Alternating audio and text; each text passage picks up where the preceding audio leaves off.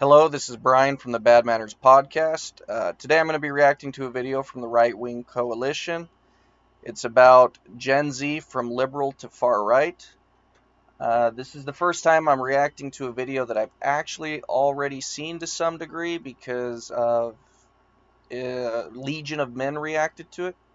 However, this is a video I strongly want to react to because I think, quite frankly, it is brilliant.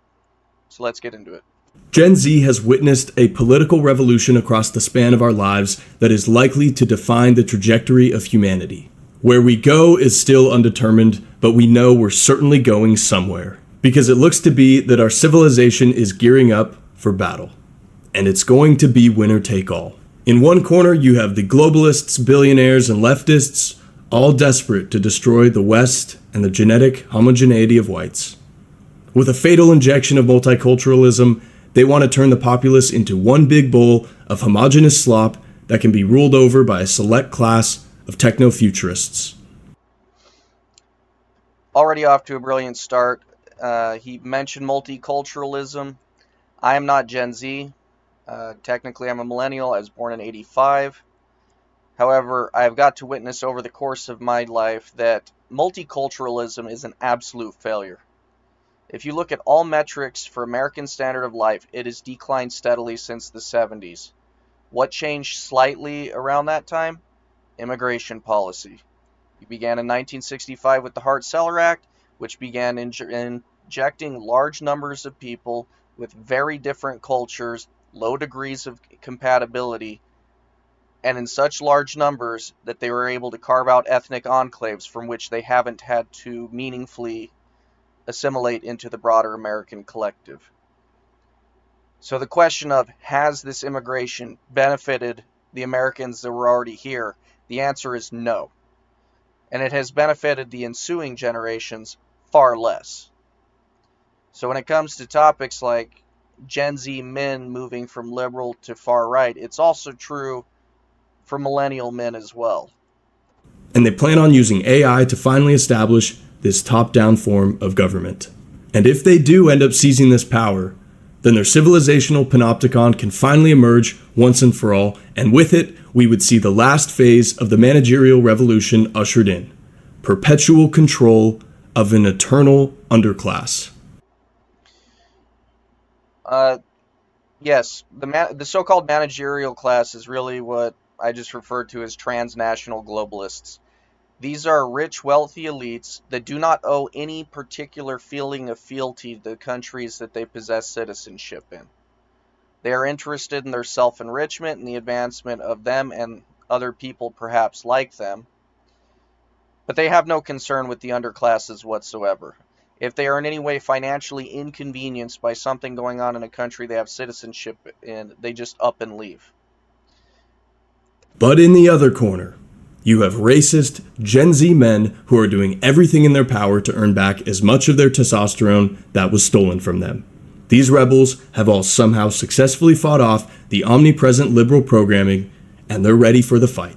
They want their countries and cultures back. They may be the underdogs, but they have something that the opposition doesn't. Nothing to lose. But many liberal normies have been asking themselves, what the hell is going on? How did we get here? Why are young men unironically calling for women's voting rights to be stripped? Because these young men have been sold out. A country that was supposed to be for people like them. They are the posterity spoken of in the American Constitution. They've had the ladder pulled up behind the previous generations, so they don't have a way up. And not only was that ladder pulled up, ladders were extended for every group that was unlike them. So there is a lot of reason for them to be fantastically angry and to reject a system that has belittled them and sought their perpetual disenfranchisement. And that is a tremendous insult when you consider that this country was supposed to be for them. They are the posterity spoken of in the Constitution's preamble. They want to end all immigration, denaturalize and deport. Why do people keep saying the painter was right? What is going on? Some try and rebut this budding right-wing energy outright. They'll usually write it off as some sort of sexual frustration manifesting in the form of politics. Incels, they scream. They'll say we're losers who are obsessed with having a victim complex. They'll say we're radicalized. How utterly ironic. They want to see this population demoralized, because when you have an entire generation of men that compose quite a significant number of the population who understand that the system is not for them, will not be for them, and they will not feel any sense of belonging to it, at that point it behooves them to seek change. And if they start seeking change, it is going to be something that is very opposed to the existing power hierarchies or financial interests that motivate and underline the system. So they want to make sure that those young men are addicted to substances, demoralized and withdrawn from society, because the power ultimately rests with them. Because all hierarchies of power stem from vigorous men. And what population has the most vigor? The young men. So, I'm going to explain in depth why so many previously liberal young men are now, and will continue to become, men of the right. Not conservatives, not constitutionalists, not classical liberals, but men of the right. To understand the transformation, we need to look at just how entrenched the liberal programming is in our culture. There are not, and perhaps have never been, genuinely competing political points of view in the West. Conservatism and liberalism actually operate under the same fundamental beliefs. There have been. It's important to make the distinction that in the post-World War II era, he is absolutely correct. The traditional understanding of what this country was and what it was for, and that it was supposed to service a people, it was very prevalent pre-World War II. Yes, you did begin to find the ascent of leftists, particularly around the time of the FDR administration. But it was only in the post-World War II era where those leftists began to realize the fruits of their long march through the institutions. By that point, they were so common throughout these institutions that the ones that are supposedly conservative were just conserving ideals that were just liberals of a previous decade or two. So it is important to have that kind of perspective, because the truth is, if you go back to the very early 1900s, this isn't even really a conversation, because the American people absolutely understood this country was by Americans for Americans. It's just a matter of pace which distinguishes the two ideologies, nothing more. And Michael Malice has a great line for this. Conservatives are progressives going the speed limit. This is obvious given how many modern conservatives would be considered far more liberal than almost any 90s Democrat. And that's because mainstream conservative views are all relative to the current cultural mood. Each side of the American political dichotomy differs in degree, but not in kind. True right-wing foundations, which are definite and immovable, are rarely asserted from the conservatives. The elected conservatives don't even bother to pander to even that much. They're interested in conserving nothing. They serve interests that are entirely detached from the concerns of the American people. So the Republicans are effectively the Washington Generals at worst. At best, they are alliances to the almighty stock market. If we did use right-wing principles, our stances wouldn't fall prey to whatever was merely popular at the time. This is because actual right-wing principles are founded on definitions, not context, and they would never be subject to change based on a popular vote. So why isn't that what we see on the American right? Why do we see conservatives largely support gay marriage if it contradicts their supposed principles? Because what pervades American conservatism is not actually a right-wing ideology. American conservatism has been captured by the fundamentals of liberalism, and it has never been able to divorce itself from this. But to understand why we have found ourselves in a world which until very recently was incapable of rejecting liberal priors requires an understanding of what was preached in our public education system. The first, most basic fundamental principle that was implied was that we had reached the end of history. This is a term coined by Francis Fukuyama, and it theorized that the world had essentially figured out government. It insisted that Western liberal democracy was inevitable, and the democratization of power would come for all. As the concept of a king was slandered as an abomination to the human spirit, the god of democracy was raised up as the rightful ruler of man. The only reason that there's this image that democracy is the way forward is simply because of the standing America possessed in the post World War II era. But that standing was never built on democracy as it's practiced now. Democracy as it's practiced now is just a race to see who can secure the most resources for their particular ethnic group. The democracy as the United States practiced it in the pre-World War II period was a people working towards the advancement of their own. They were not concerned with applying universalist principles to the entire globe and inviting everybody in to be here under the auspices that they're just people looking for a better life. That was never what the country was formerly about. Because we were civilized now. We voted for what we wanted. We created our own change. We raised ourselves because we were now our own gods. But even if we thought we had finally figured out the whole government thing, that didn't exonerate us from what we had done in the past. Can you imagine hating someone for the color of their skin? They would scream. How could any person be considered better than another? The thought of putting someone in chains just because they were more resistant to sunburns. Oh yes, we had sins and they wouldn't ever be forgotten. And there was something almost cathartic about it when we embraced it, because they preyed on our good spirit. We wanted to make things right, and they knew that we were truly upset when we saw others being treated poorly. And we were taught that for thousands of years we, the whites, were so vile that it only took the sight of a slightly darker tone to transform us into rabid, violent animals. As it concerns the slavery issue and the supposed white guilt that whites are supposed to have as a result of it, it's entirely a propaganda technique. And the reason it's a propaganda technique is if history was taught in its entirety, then you would quickly discover it was a practice among all peoples worldwide. And those people which didn't practice it usually ended up being conquered by those that do, because they were a far more aggressive nation or tribe or whatever. And then they became the slaves. So it was kind of a state of conquer or be conquered. And if you didn't want to be conquered, you needed to at least have the ability to defend your own against all outside threats. But they push it particularly against whites because of the hegemony that whites had in European or nations of primarily European stock. And yes, there has been this inclination to try to set things to right. But the attempts at integrating these groups have been an abysmal failure. Yes, there's been some assimilation from these groups that were formerly oppressed. But if you actually listen to them, they are very clear. On average, they do not like whites. They are not going to work in concert with whites to achieve a better future.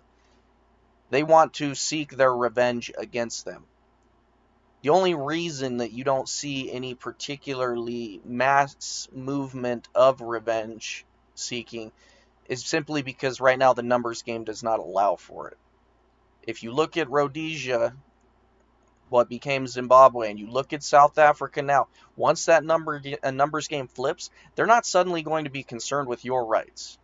They do not care. In fact, they are going to feel an extreme degree of moral vindication that now that they can revenge themselves against their former oppressors. So to what extent a white wants to apologize for the past, all they're doing is sowing the seeds of their own future destruction. Because it is not advancing the cause of your people. It is ensuring that you're elevating another people, one that does not like you, and does not mind the prospect of your destruction. In fact, they feel entitled to it for past wrongs, regardless of whether your particular bloodline was involved in those wrongs or not. It doesn't matter whether your bloodline has, for example, British sailors that died while trying to end slavery in Africa, or Union soldiers in the United States during the American Civil War that were abolitionists themselves and died in the pursuit of what they believe in. None of that matters.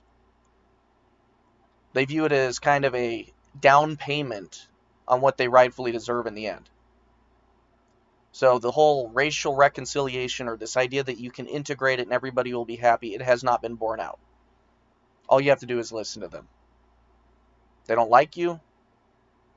They celebrate your downfall. They just celebrate your diminishment. If members of their group commit crimes against you, They do not condemn it. They will rally in defense of the criminal themselves. We are already locked in a state of, I'll call it a kind of Cold War, but it's not even entirely cold, because if you look at the crime statistics, clearly whites are suffering disproportionately at the hands of this group that does not like them on average. And that dislike comes from the fact that just as whites have been propagandized into white guilt, black Americans in particular have been propagandized into believing that they are oppressed and need to revenge themselves upon their oppressors. So both sides have been propagandized, but only one side is expected to suffer for it, and that has to stop. If our ancestors saw a poor black man fetching water from the creek, it was time to knot up the noose and find the nearest tree. And we believed this with all our hearts, and we were disgusted by it. So we tore through the pages to see Atticus Finch bravely defend an innocent black man in the Deep South. What a hero.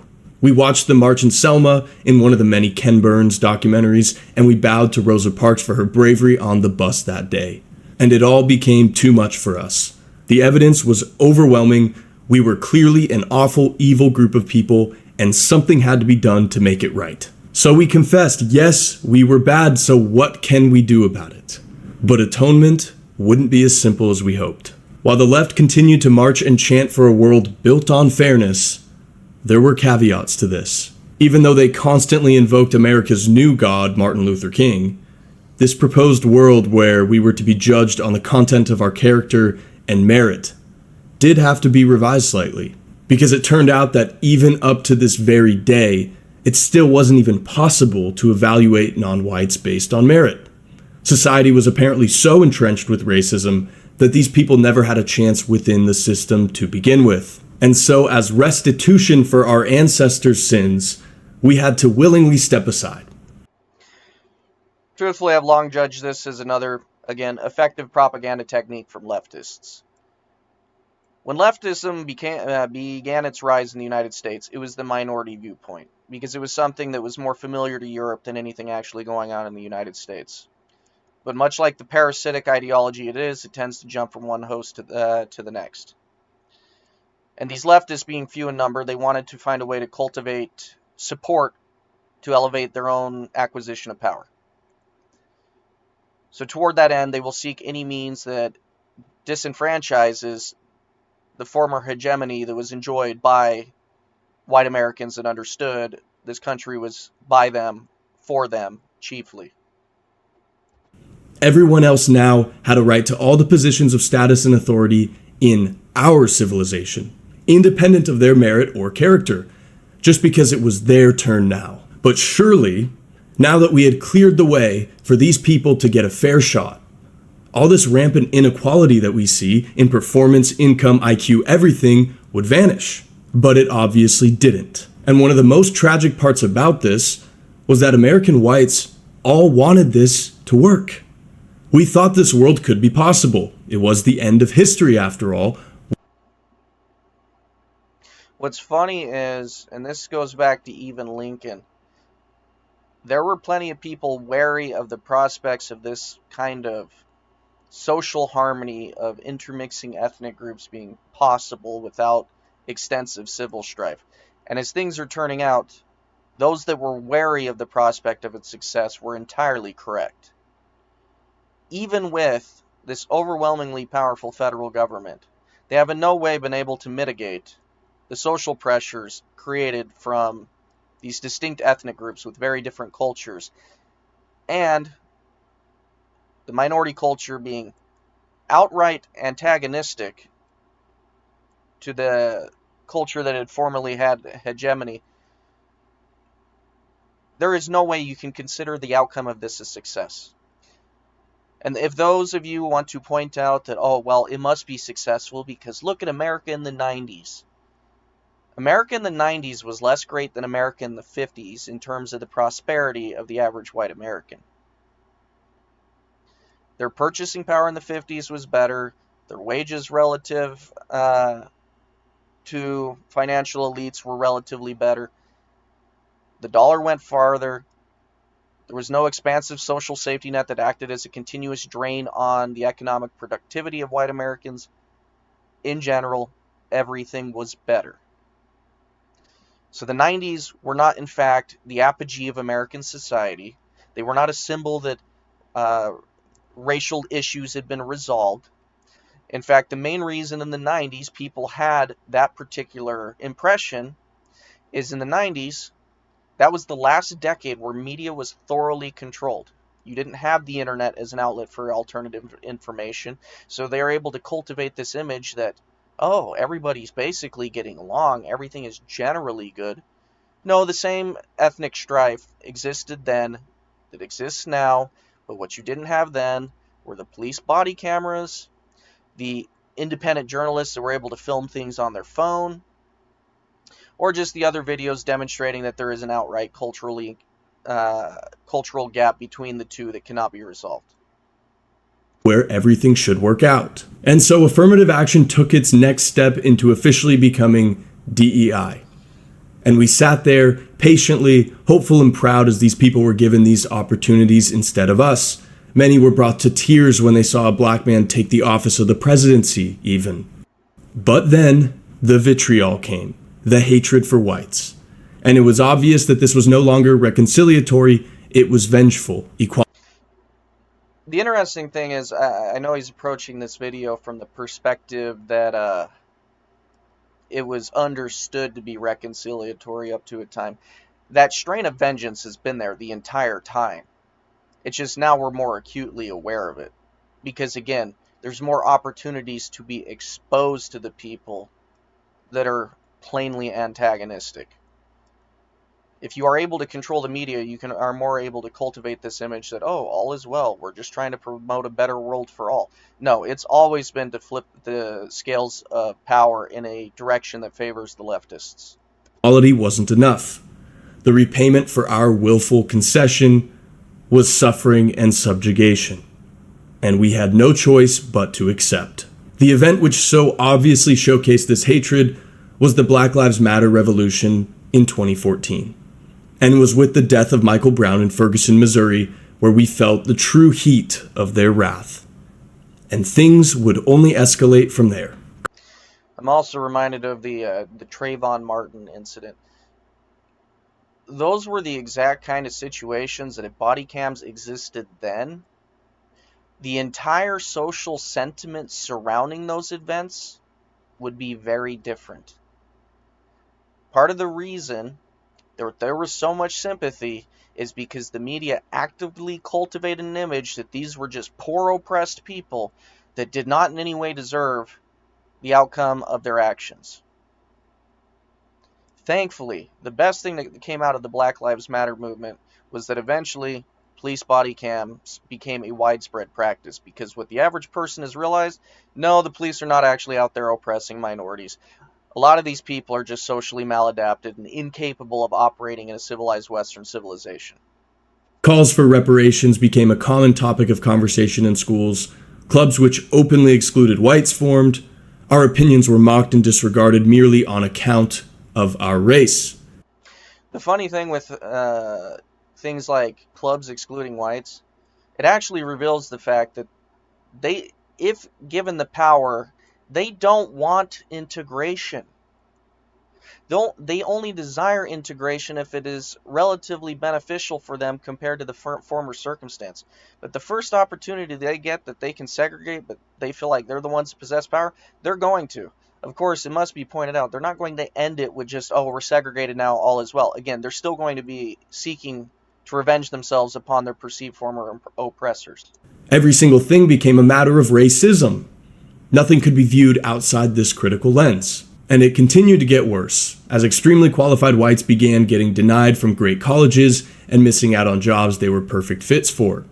We quickly realized that we were, in fact, now officially beneath these people. And yet, we couldn't help but notice that despite all the charity, all the extra efforts being made, all the concessions, none of these people were making any progress whatsoever. These inequalities still weren't going away. And so, after white Americans had graciously stepped aside to let those who claimed to have been unfairly treated have a try, what did we get? The interesting thing is you've seen this claim of unfair treatment even from groups that are not Black Americans or Native Americans. People from all sorts of places have come here and then claim that they're part of the same oppressed group. It's all a game to garner more power for themselves.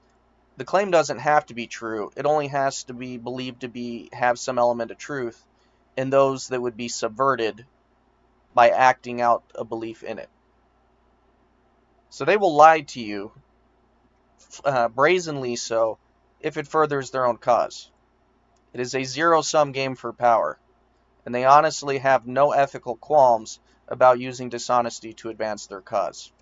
We got more racial hatred towards us. A complete desecration of our culture. We got unqualified people making a mockery of once great institutions while we were kept out. And it was then when a few of us had that incredible revolutionary thought. Perhaps there was more to our differences than just circumstance. And maybe there was a reason that we were at the front of the line before, and maybe we should be at the front of the line again. But we kept that thought as quiet as we could. Whites had been absolutely slandered like no other by society. But white women were in an interesting position. They were scolded for their race, but at the same time they were promoted for their gender. We'd hear, if it had been the Lehman sisters and not the Lehman brothers, we never would have had the 2008 financial crisis. It all would have been different if it wasn't for you, white men. That's another interesting aspect of leftist propaganda. Anything good that's done, well, it was done by all of us, and they really emphasize whichever particular minority may have been involved, even if their relative contribution was marginal at best. But if something goes bad, well, it must be the evil white man. It is all a persistent demoralization campaign that has been extraordinarily effective up to this point. But thank God you have videos like this and other movements of young men that are beginning to collectivize and realize, no, we need to be looking out for our own too. And it does not matter if in pursuing what looks out for us, that others do not benefit. That is absolutely irrelevant at this point, because we've tried the approach that supposedly benefits all, and it has only been used as a tool to bludgeon people like us. And why would anyone desire that? You're supposed to be looking out for the posterity of your people. If you're selling out your people in the current time frame, there will not be a posterity. You will have been a traitor to your own children. And so if BLM was a racial retribution against whites, mainstream feminism was a gendered retribution against white men. Just like the racial movement, it had first been framed as reconciliatory. We just want women to have a fair shot. Why are all the brain surgeons men? What about the CEOs? Can't we have some proportional representation too? Our goodwill preyed upon again. Yeah, that's the real kicker. The only group out of all ethnic groups that shows any consistent degree of outgroup preference has been whites. Whites have tried in good faith to approach this as a universalist meritocracy, where it's simply may the best man win, even if that's not a person like me. But what's happening is when these other groups get into those positions of power and influence, they're not playing a meritocracy. They're operating under that whole neo-Marxist model where it's oppressor versus oppressed. And they're putting anybody that they believe to be formerly oppressed in those positions regardless of their merit. We are not playing the same game. And thank God, men that have drifted to the right have realized the game was rigged from the start, and it has to be undone. Wanted that for them all. We wanted them to live good, fulfilling lives. Maybe they did need a shot. But just as with BLM, we quickly noticed the same pattern. These women didn't want equality. They didn't want autonomy. They simply hated men. And anything that could be done to destroy us, they would do gladly because they wanted revenge. But it was around this time when we were shown a very important lesson.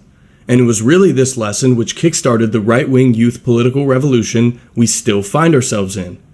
And that very simple lesson was, you don't have an obligation to be nice to people who hate you. And with that revelation, Donald Trump rose like a phoenix from the ashes of the...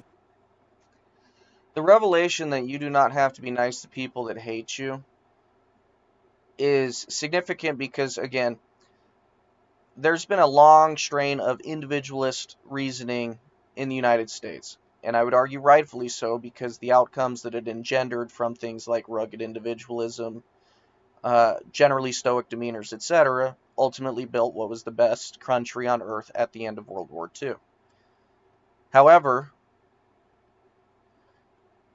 when you are dealing with groups of people with competing interests, attempting to play the individualist game, when large numbers of those others are directly working against your ends, is ultimately a losing proposition. This is the reason that, Scott Adams, may he rest in peace, highlighted that there are serious problems when you have an entire group of people that thinks relatively anodyne statements such as it's okay to be white or white lives matter are problematic. There is no reconciling the groups. And if you're going to spend your time looking for the outliers, you are making yourself vulnerable to the average. And if one is simply employing some variation of game theory in their decision making in life, why would you increase the probability of failure because your principle dictates that you need to take an individualist approach? I am firmly of the belief you do not rigidly adhere to any principle which engenders your own destruction. But the individualism that had worked while there was a culturally hegemonous country, I would say hegemonous and homogenous, which they're both necessary for civilizational success, it no longer works when you are in a heterogeneous society of competing interests that will act in nepotistic or cronyistic ways when given the opportunity. Incinerated America of years past. Here was a man about as American as could be, telling us that it was actually good to be from America, to be American, and that we can return to a once great nation, which was our nation after all. He also told us that we didn't have to put up with things being shitty just because some faceless blob said that that was how things were. And shockingly, none of us had really heard that before. But now, we had a contradiction to work out. The inherent truth of Trump's message pulled on us in a primal way. We knew it was true, and there was no denying the energy of it. Obviously, he's pursuing this from the angle of Gen Z. As a millennial, I was a supporter of Ron Paul in 2012, and then you see, of course, in 2016, Trump. Among the Ron Paul supporters, there was already this sentiment that we should be having a foreign policy that is America first. That we're not expending all these resources on countries whose interests do not actually align with us. That we are not gaining anything substantial for Americans by expending these resources. Yes, it's beneficial to the financial elites in this country, but again, financial elites are best understood as transnationalist globalists. They have no real attachment to the countries they possess citizenship in. And this is regardless of ethnic group. You can have a white person that is a white American that feels no actual attachment to this country because they've bought into this belief in a globalist humanity. So then why was everyone saying that this was the worst, most evil man to ever live? The mighty New York Times said it. This was Hitler. And similar rhetoric was launched against Ron Paul in 2012.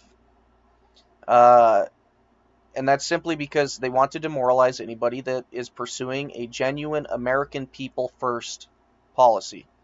Now, I mentioned with Ron Paul, it definitely had the foreign policy angle, but it also had a heavy domestic policy angle that was aimed at benefiting the American people.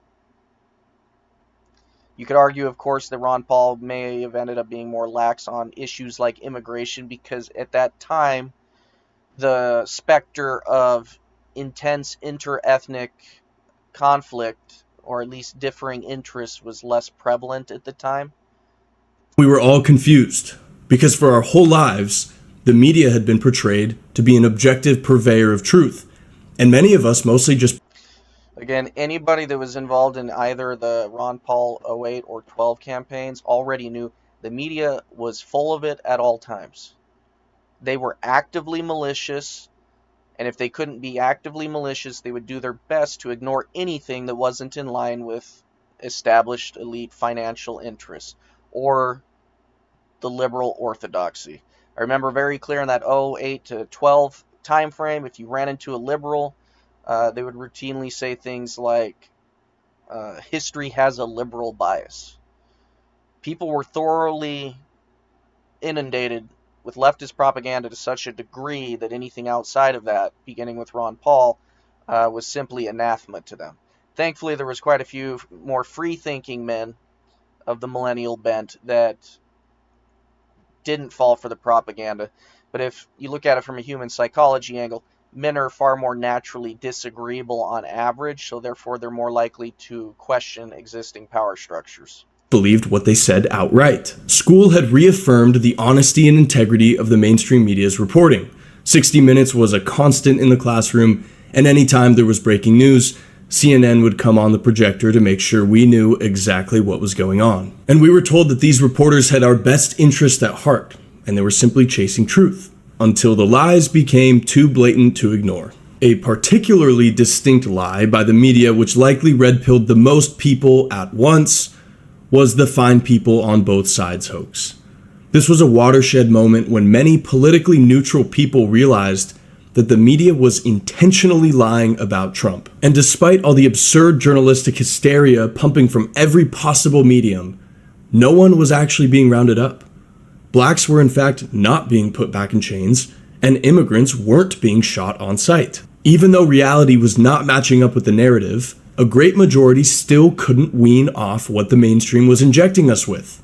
But a few of us did. And for those who started to finally wake up, it was obvious that the first Trump campaign had planted some seeds in the minds of young men who were, at the time, more or less checked out of politics. It let us at least begin to consider the vague possibility that perhaps it was okay to be white American men.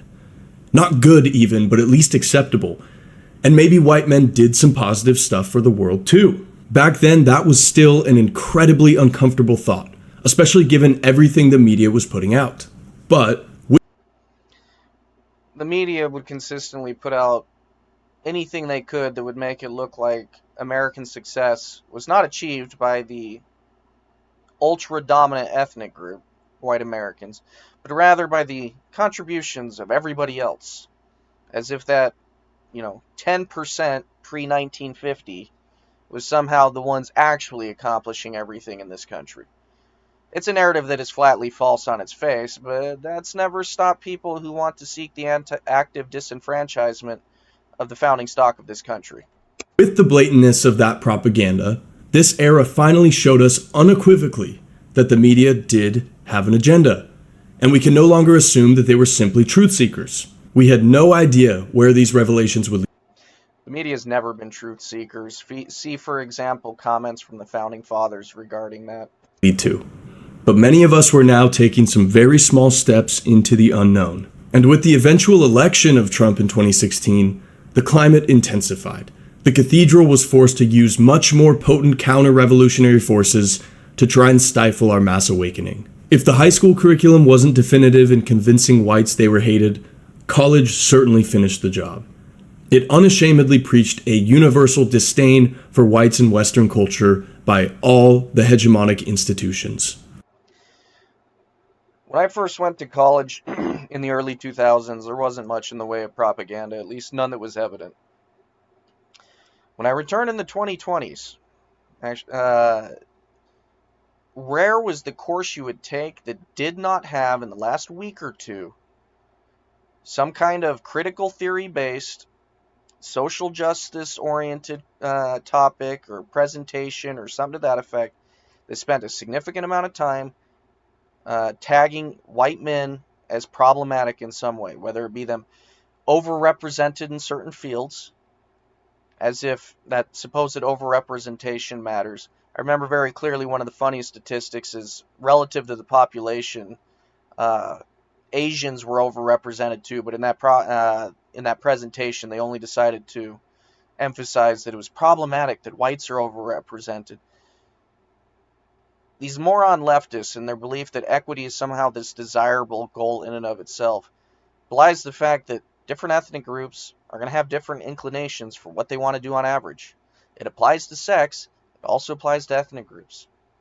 Not everyone wants to be a physicist. So on average, you're going to see those cultures which think that happens to be important or a priority gravitate towards it more. Other cultures that frankly think physics aren't that important are going to go elsewhere. But in the college system, they think that you need to engineer a system in which case, oh, everybody ends up approximately represented evenly across all fields, as if this is some kind of utopian outcome. And it wasn't mere theory anymore. There were now segregated graduation events at the request of the colored students. This on top of microaggressions, safe spaces, land acknowledgments, gender neutral. There are a few things I hate as much as land acknowledgments. At my college graduation ceremony, they had one of those. As we're sitting in a stadium that would never have existed in the first place, receiving a diploma that would have never existed in the first place if we hadn't have been here to conquer this land. And that's the other thing. This is not stolen land. This is conquered land. And it was land conquered from the tribes who had most recently conquered it and held it for themselves. One of the easiest proofs whenever you're dealing with the whole land acknowledgement, this land is stolen thing, one of the primary reasons that the United States Army never lacked for native scouts that helped them to find various tribes was because it was easy to find willing volunteer scouts from smaller tribes that had been abused by larger tribes for time immemorial. They had been fighting against themselves long before we came, and once they had the opportunity to revenge themselves against their oppressors by making common cause with this new oppressor, it was game on. And that is no way an indictment of Native Americans.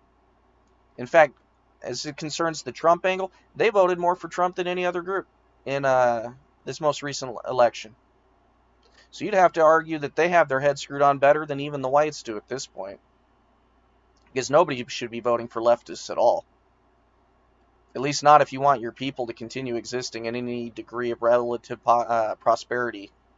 Bathrooms, all of it, had created an environment that was so foreign from what our liberal world was supposed to be that we couldn't help but conclude with decisiveness that the old world, which had once been promised, was gone and perhaps never existed to begin with. No, it existed.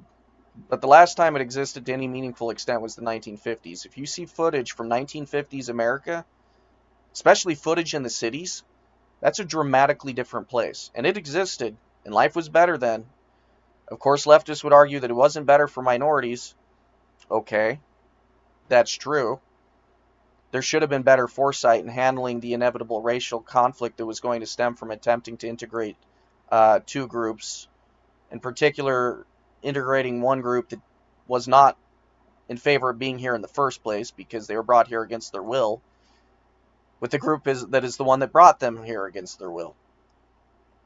And neither side has really given up on it because you have the one party feeling guilt for those past actions and the other party feeling like they are owed something for those actions. You're not going to make common cause with that. So there should have been a better way of handling it. I've said before, I'd be more okay with a chunk of the United States being carved out and given to black Americans, and that is their country now. Both groups would be better for it. The multicultural approach has failed, and it failed with a people that have been both here for hundreds of years. If you can't make that work, you're not going to make it work with the new groups either. The left now wanted to scare us into submission. Antifa was routinely organized and deployed at all conservative events. Physical conflict would exclusively land the right-wing participants in jail for years, and yet anyone on the left would be free of all consequences. It was now officially a two-tiered society, and we were explicitly pushed to the side, and we were told we must accept this subjugation willingly, or else we'd be kicked out of school, lose all job prospects, and be socially radioactive. You know, the interesting thing is, in so thoroughly disenfranchising this group of young men, they've created a condition where these people have nothing to lose. And there is nothing more dangerous than people that have nothing to lose in large numbers. So the left, in a way, has created the very enemy that they've been afraid of all along. But over time, this rejection had a paradoxical effect, because it soon began to build a fairly large, yet still disorganized coalition of young white men. These boys had been mocked, ridiculed, and denied their entire adult life. You know, I taught at a school where whites were the minority, and you can tell with the way they carry themselves that, yep, they're bullied by these other groups. But when the topic of anything white related comes up, they just look ashamed. The demoralization campaign has been extremely effective, and it is sad to watch. And when you are sitting there as the teacher, and you've got to talk to a student, be like, asking them, why is it you're not comfortable with, the fact you're white?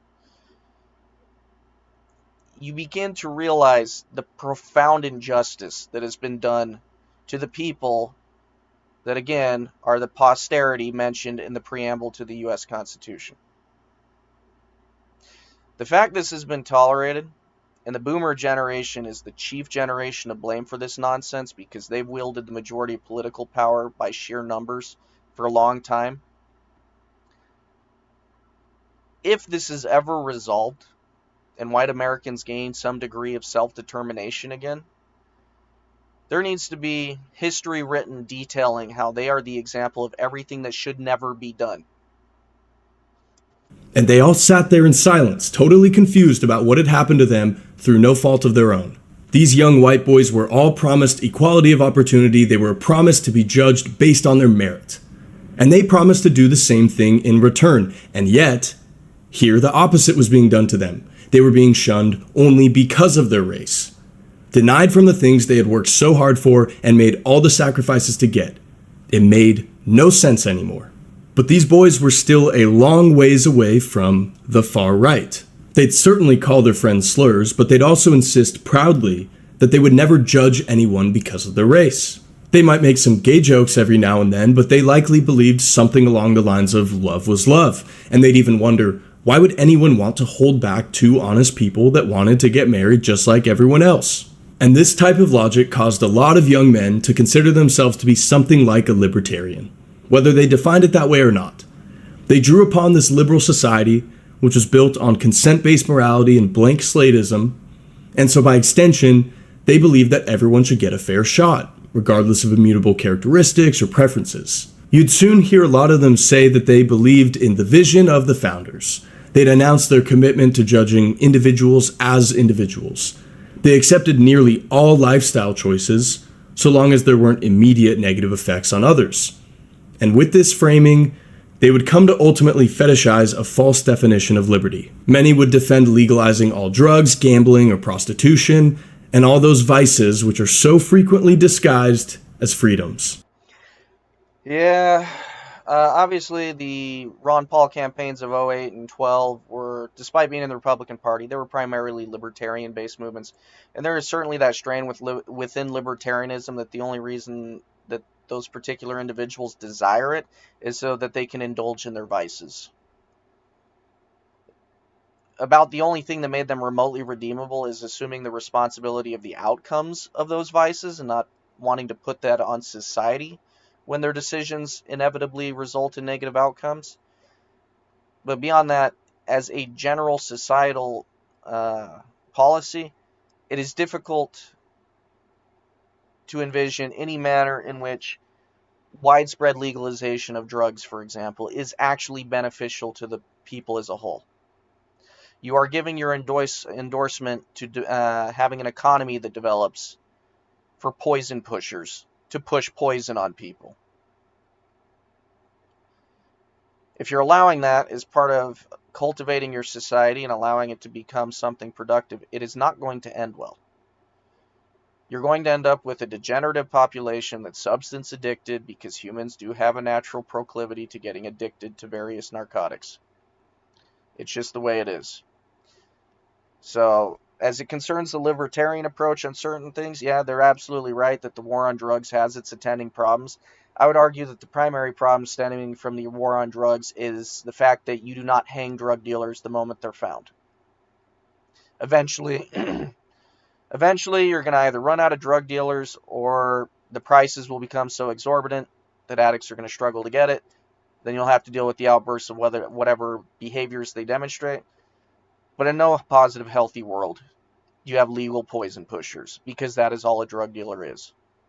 Doesn't matter if that person feels they're benefiting from the use of that narcotic. I've never run into a drug addict that has let the fact it is bad for them stop them. But then the culture took its mile from the inch we gave. It became extremely obvious, even for non observers, that we had been deceived once those parades started to pick up. Degeneracy was now blatantly promoted and celebrated. This was not exactly what was originally sold as gay rights, the right to pee on other men in public. What exactly were these rights they were demanding? But it was really with the trans explosion that led so many young men to realize this wasn't just something that had been stifled by an oppressive and backward society. This was some type of inversion of the natural state of things. And the fascination that this group had with children and the insistence that they got unfettered access to women's bathrooms. The whole trans movement is a reflection the left wants to deconstruct reality itself. Any person that thinks they are in the wrong body or were born the wrong way, that is a person at war with who they are biologically as dictated by reality.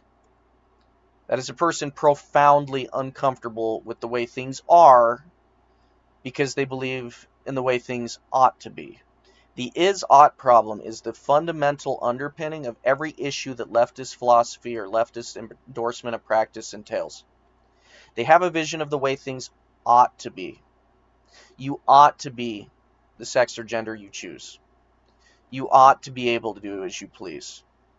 And the reality is, it does not work that way. You do not get to alter reality simply because you feel it ought to be different. And that is the sharp divide between those on the right and on the left. Those on the right are taking reality for what it is in all of its ugly truth and attempting to work with it in a way that makes things more manageable for themselves. This is why the bridge between the modern American left and the modern American right will never be built so that they can find common ground. The ideological difference is too stark. Only expedited that realization. And as it became clear that the public sentiment was shifting, many gays desperately tried to divorce themselves from the trans portion of their movement. But it had become quite clear to us that any form of these proclivities was not just a simple difference in preference. They weren't born this way. At its root, Oh, okay. I used to be involved in various online forum debates in the early 2000s, and I remember very clearly in the arguments over gay marriage that a consistent underpinning to their logic was that's just the way people are born. And that led into arguments over the existence of a gay gene. And of course, a gay gene was never found. I remember conceding in these arguments that it's possible that there is a gene or a mixture of genes that makes the outcome perhaps more likely, but it wasn't a sealed fate. What is becoming clear as it has become a more widespread practice since the early 2000s, it is far more of a social phenomena than anything else. So yeah, human sexuality may be malleable, but social dynamics affects how common it is. Clearly, as a species, heterosexuality has to be the norm, otherwise the species dies out at some point. I guess supposedly you could make the argument, as some did in the early 2000s, that the bonobos go both ways, and therefore maybe humanity should go both ways. But we're not monkeys. this was indulgence in vice. It was deviancy. And any degenerating deviancy stops nowhere but the depths of hell. The insistence that these gay men just wanted to go home to their house behind their white picket fence and have missionary sex after a long day of contributing to society was obviously false. And all of a sudden, there were quiet whispers about this stuff. And it seemed that the tides were maybe turning. But the culture kept getting more and more gay, deviant, and indulgent of any and all sexual perversions. And it was pushed in every domain. We've all seen the books being shown to young elementary school children. He may touch on it because this video up to this point has been outstanding.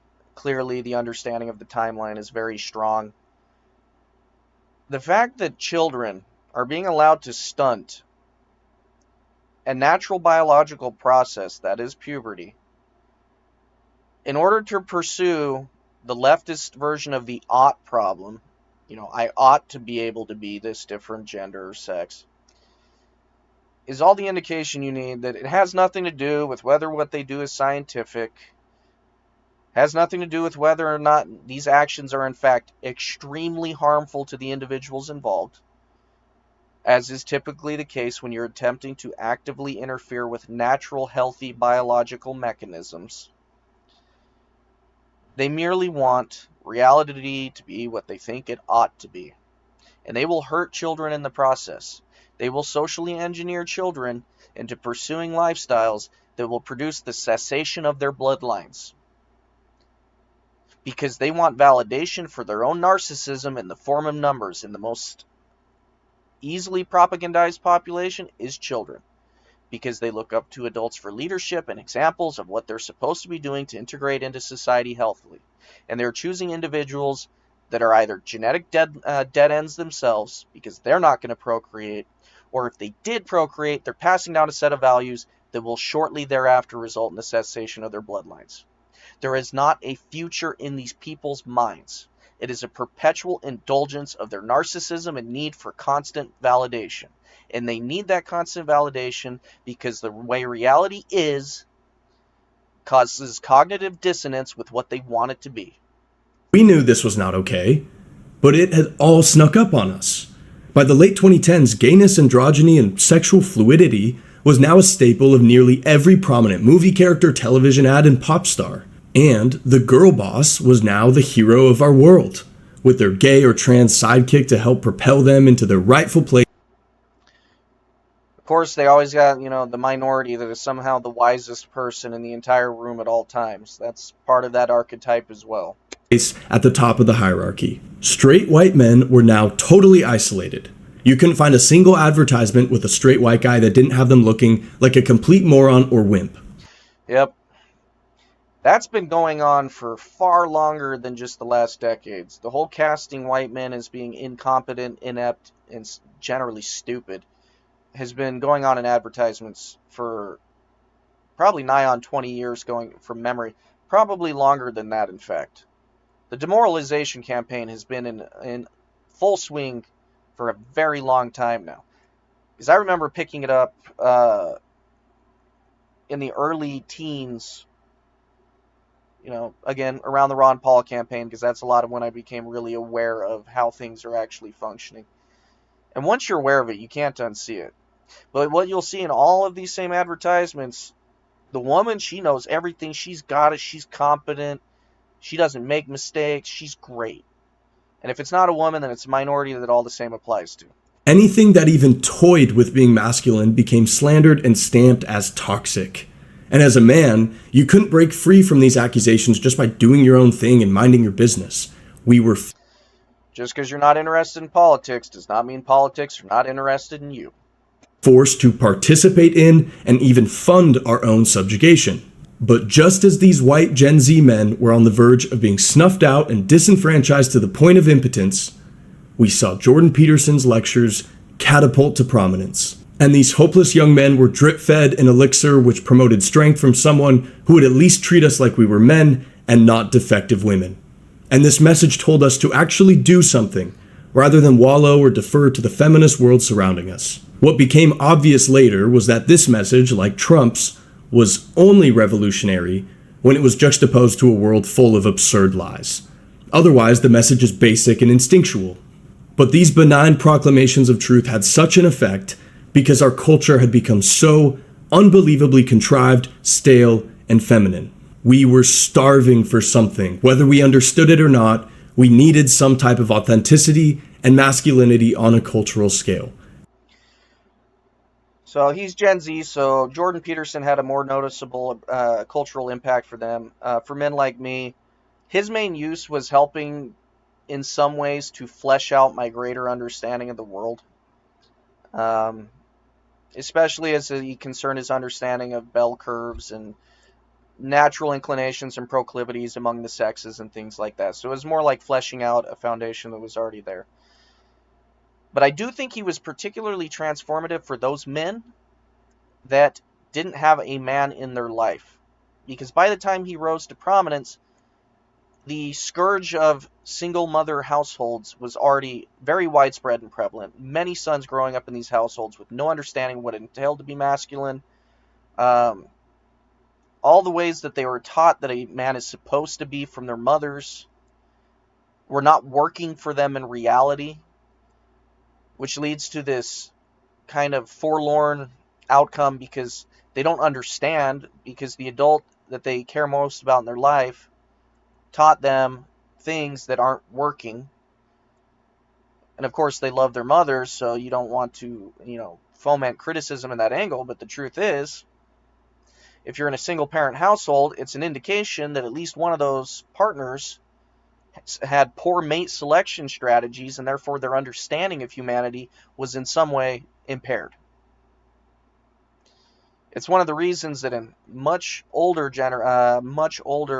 generations, pre-World War II, a single parent household was rightly viewed as a tragedy. Now that kid is only going to have half the parenting they should.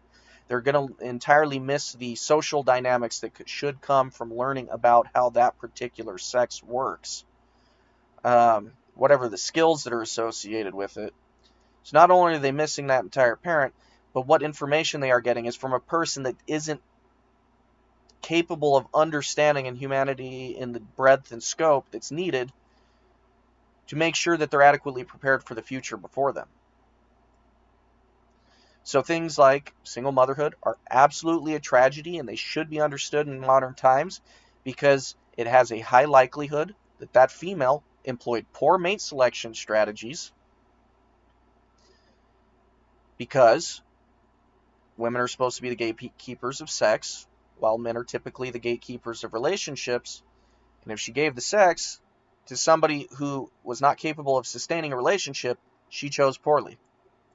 Which indicates that somewhere in her value orientation, there was something misallocated. Good parenting was not enough. But despite the efforts, there would never be strong enough programming to persuade us that if we wanted to be real men, then we needed to make sure and recycle our fucking trash or something. And so, with that small spark lit by Jordan, we saw the faux masculine men begin to blossom. Joe Rogan's podcast had erupted into the mainstream. Here was a seemingly tough, rugged, muscular guy who didn't immediately cater to the tone policing and approved topics of MSNBC. Somehow, this was something we hadn't seen before in recent years. Looking back, it really was an incredibly low bar. While I was somewhat sympathetic to Jordan Peterson because, elements of his understanding of human psychology helped me to flesh out some of the finer details of a life philosophy I was already trying to develop, I didn't understand the appeal of Joe Rogan. Now I'm greatly appreciative of him because even if he wasn't the, right-wing boat rocker that a lot of people wishes he was, the fact that he was just out there being a man unapologetically so and standing firm on whatever his opinions or what he was doing was an invaluable service to the social discourse. So even though I never really got it, and I still am not really a consumer of his content other than maybe a clip here or there, he still is a very important figure for the overall development of these young men in the march to the right. But it initiated a shift, and it allowed us to understand that we didn't have to adhere to the rules of someone else's acceptable discourse. Joe and his guests were now having what was, at the time, considered to be the forbidden conversations. Masculinity was no longer entirely off limits when this crew spoke, and it was exciting. We all thought at first that these were the great men of our age. They seemed smart, brave, and cutting. They didn't outright bow to the directives of the monolithic cultural forces, and because of this supposed heterodoxy, they then dubbed themselves the intellectual dark web. Very cringe, looking back now.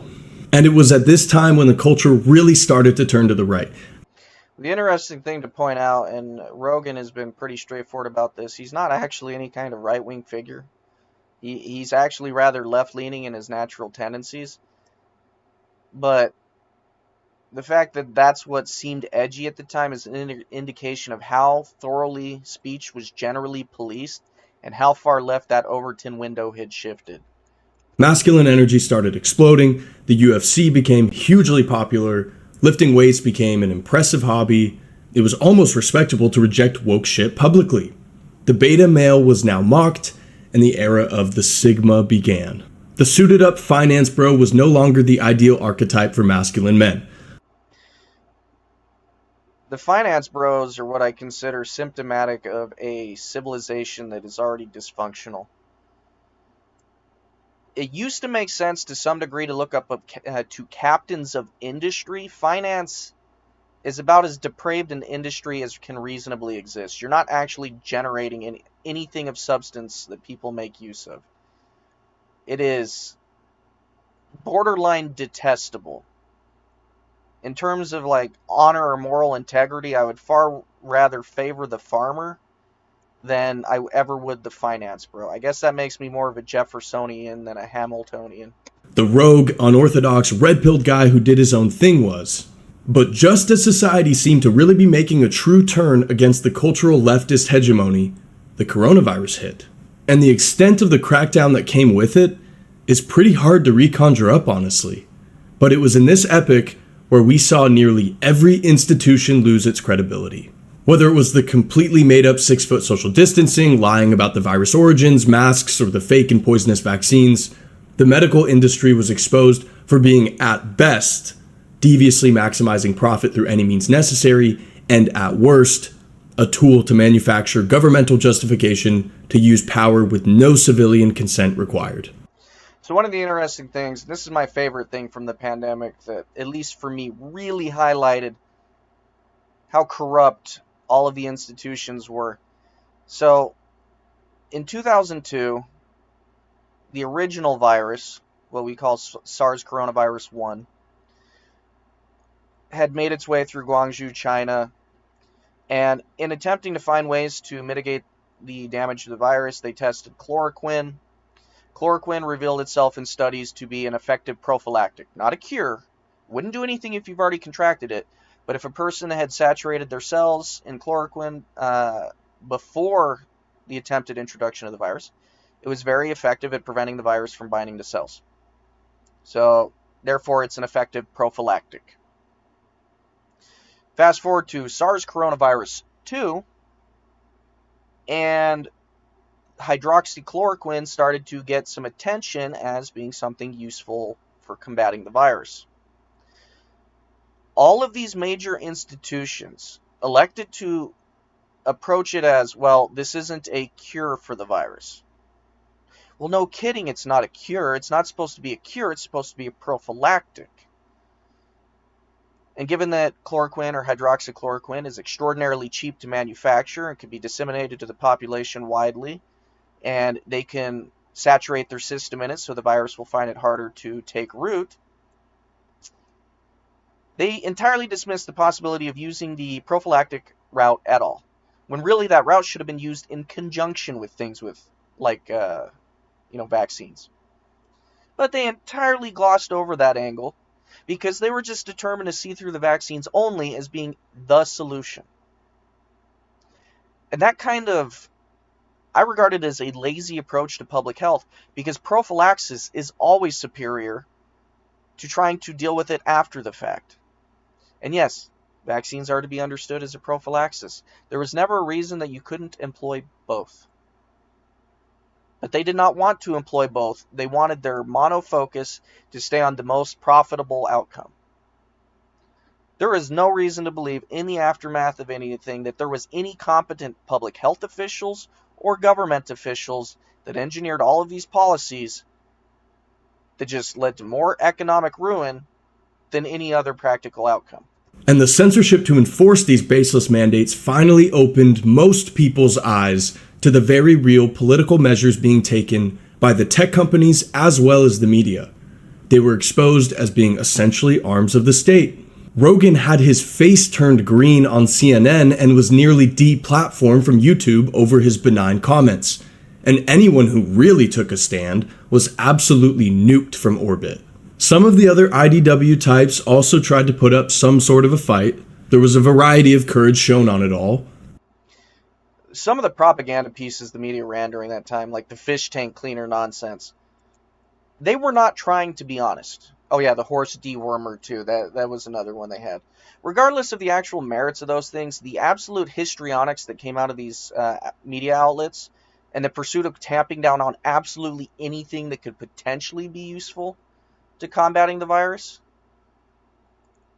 to some degree, should have been revealing to individuals that this isn't about the pursuit of truth. This is about fashioning a narrative and rigidly adhering to it.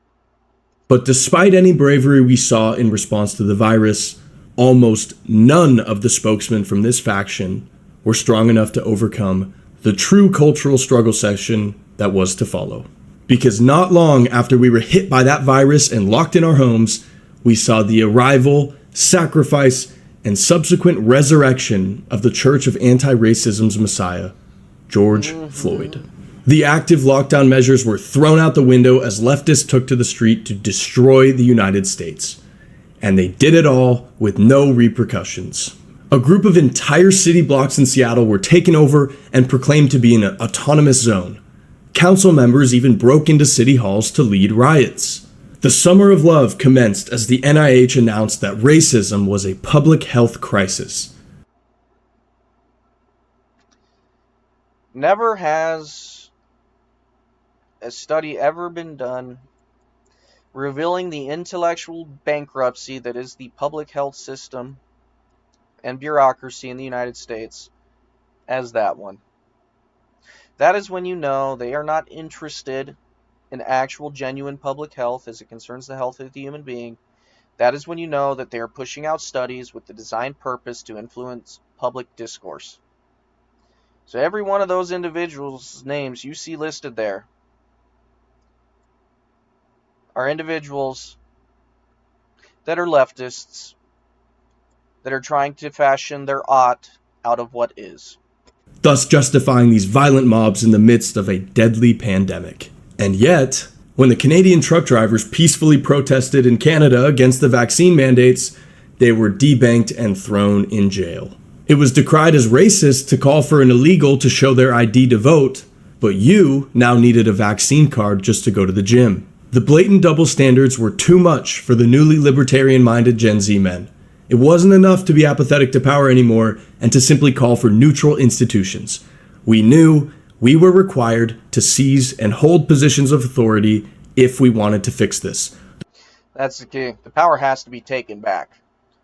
For far too long, the group that had absolute cultural homogeneity and hegemony in the pursuit of supposedly pursuing a meritocracy continued to surrender power in the hopes that everybody was actually achieving a more beneficial society for all, when the truth is, this was just part of the left's long march through the institutions to acquire as much power for themselves as they possibly can, because once they have it, they're not letting you back in, even if you are in fact the best for the job, or the position, or whatever. They don't care about that. So the fact that young men have woken up to the reality they have to take it back is awesome to see. Because if it gets taken back, they've seen exactly what happens to a group that tries to show out-group preference. They get punished for it, and it will never be allowed to happen again. There was no option that would allow us to be left alone. We realized. Oh, that's the other key thing, too. Part of the reason the resistance to the Civil Rights Act occurred in the first place is there was this understanding that it was going to interfere with freedom of association. We see the fruits of that today. Anytime whites go off and try to do something that is white people only, maybe because it's a cultural practice or a set of cultural sensibilities that they're comfortable with and prefer to be around, you immediately see cries of racism from everyone. Doesn't matter if it actually has any practical effects on their lives. They want a piece of that pie too. But the moment other groups go and do the exact same behavior, they're celebrated for it. So white Americans in this country have effectively lost freedom of association and now lack the ability to determine the outcomes of their own people. We're essentially trapped in here with them because they want to extract as many resources from us as they can, and they feel entitled to it because we are the supposed oppressors. That these people wanted to control us whether we participated or not. Gen X and millennials may have been beaten into submission by the great societal forces, and they may have been injected with an allergy to power. But through the excruciating torture we had to endure at the hands of these freaks in our youth. You know, it's interesting, just a tangent. Some of my favorite political figures in history are George Washington and Cincinnatus. And they both share the similar feature of they surrendered power when they could have amassed or kept the very uppermost position of power that any society can have. Cincinnatus, the opportunity to remain dictator, essentially. Washington turned down becoming a monarchy. And I find that tremendously admirable because it's a recognition of what power tends to do to the human character.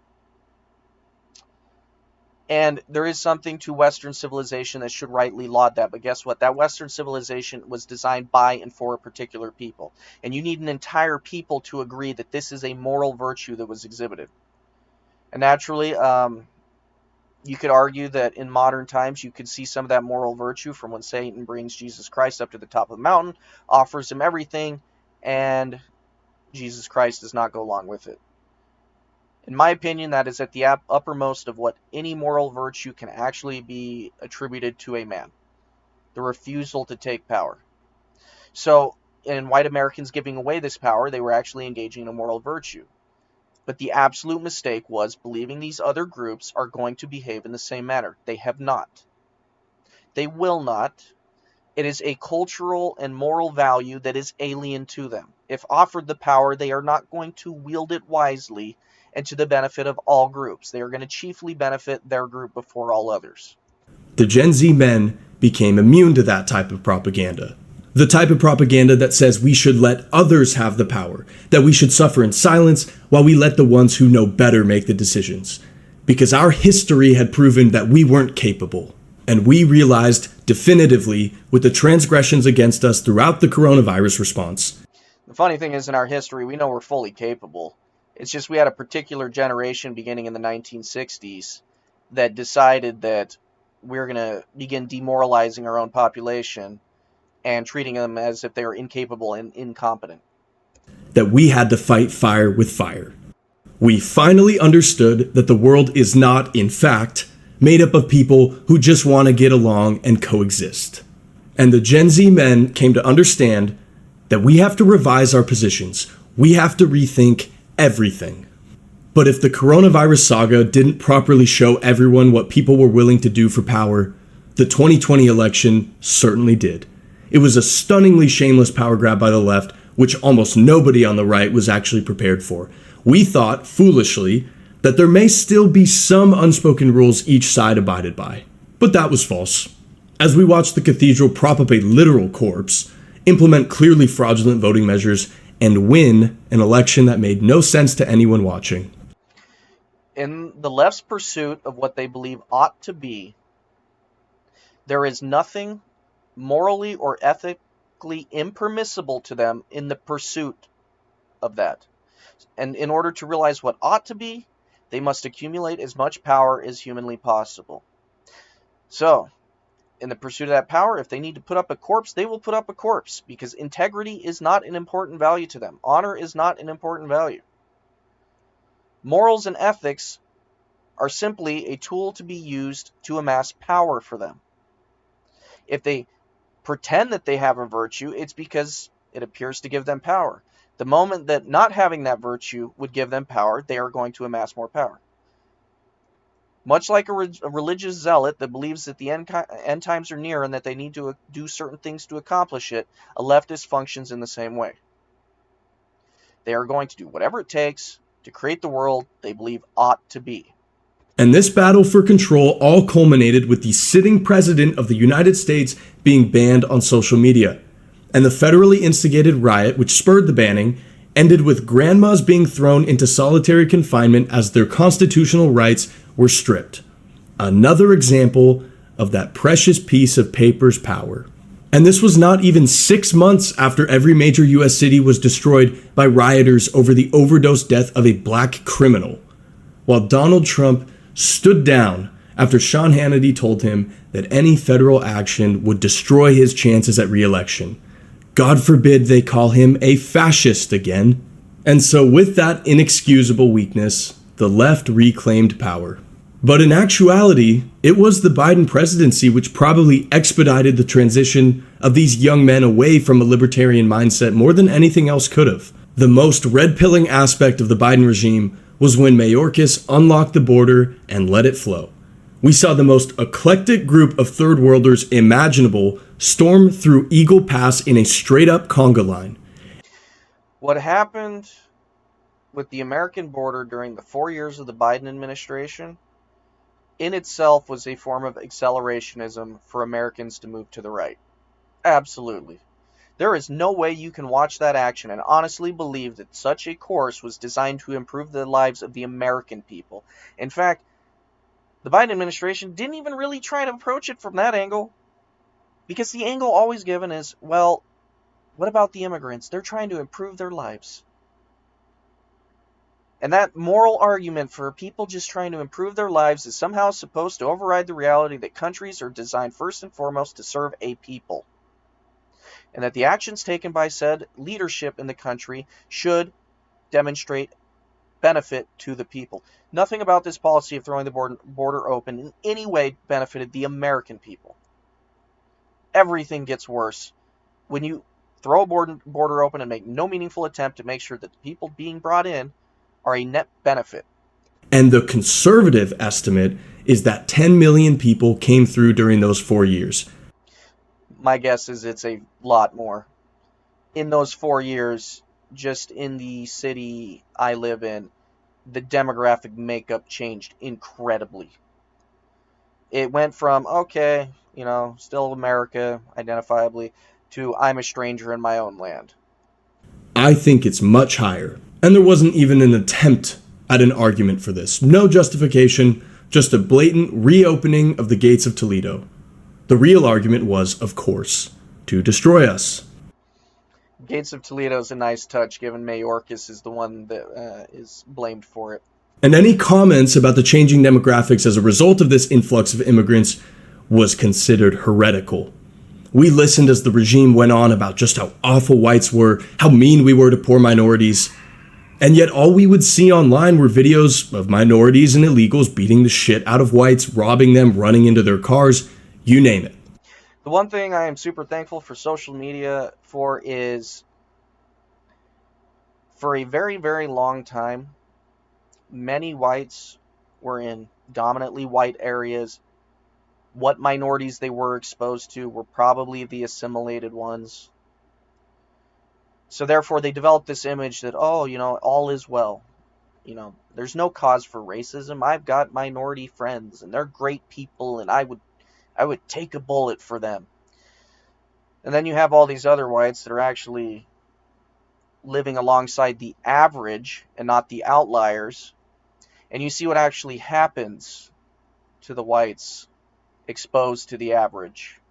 Or not even dealing with the average, maybe now the whites are the minority in that area. And it gets ugly very quickly. So I think for some of those that had been formally protected from the reality of what actually is, and now they see it for its ugly truth, now they can go, oh, okay, I get it now. Now I understand why, there's racial conflict, and you have people like me that aren't so fond of these different people. And it was never the other way around. There was backlash to all this, but it was purely online. And as a response, the bannings became endless. There was no terms of service anymore for these sites. The government would simply target a particularly effective dissenter and terminate their account with no explanation. Parler, a free speech alternative to Twitter, was kicked off the entire App Store almost as soon as it launched. It got so bad that in 2022, the regime even tried to create a disinformation governance board, otherwise known as the Ministry of Truth, just to try and deal with the dissent online. And this was all enough to finally red pill the previously politically apathetic Elon Musk. And it ended with him putting $44 billion up and buying Twitter. And despite the Elon hate, this is likely the only reason that we have seen the right-wing revolution continue in any meaningful way. regardless of what issues anybody on the right may have with Elon Musk as a human being, his political views, his views on immigration, whatever. The service he did in acquiring Twitter, now X, has been indispensable for allowing the voice of the people to actually come through.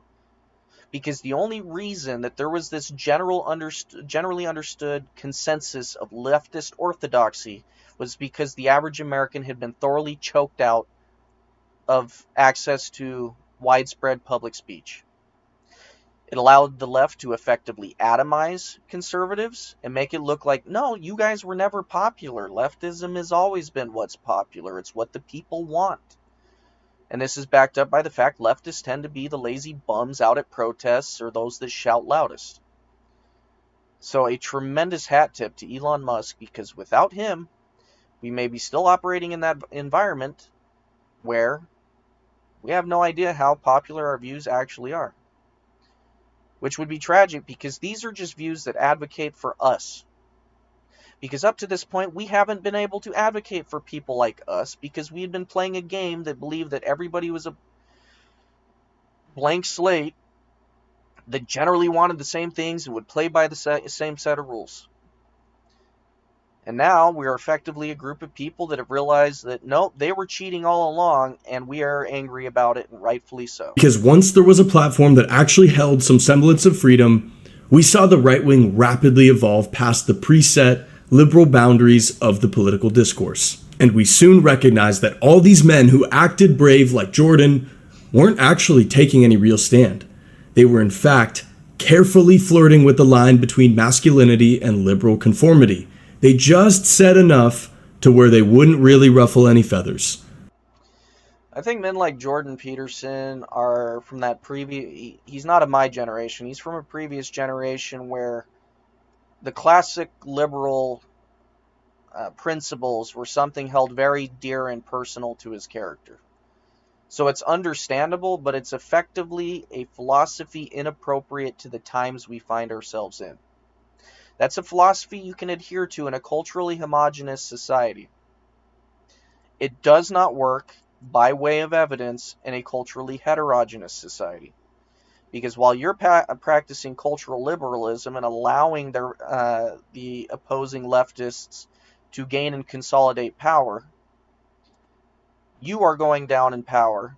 The people like you are decreasing in their relative power, while the leftists remain ascendant.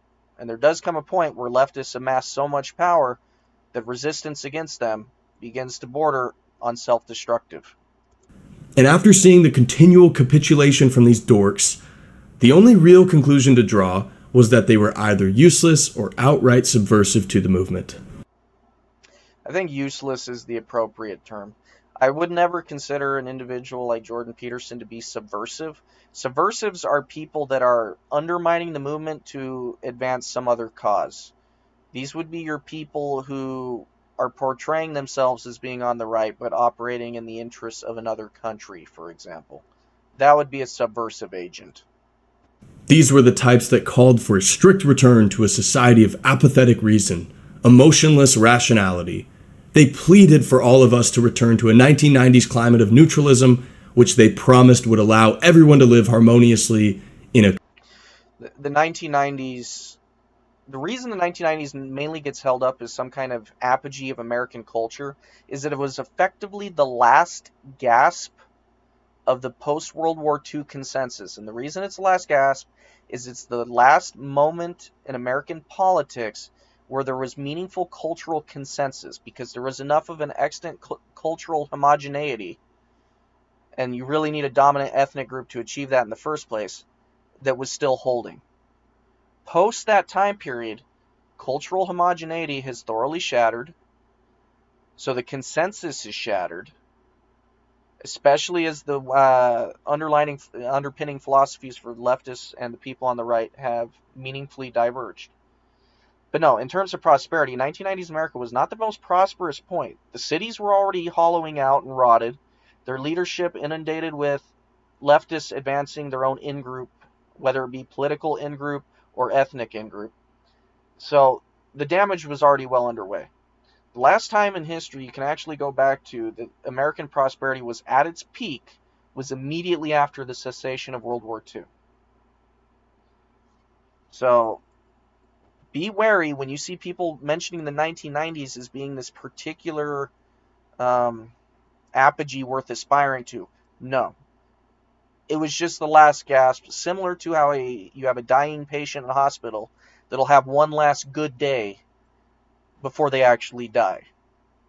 1990s America was effectively that last one good day.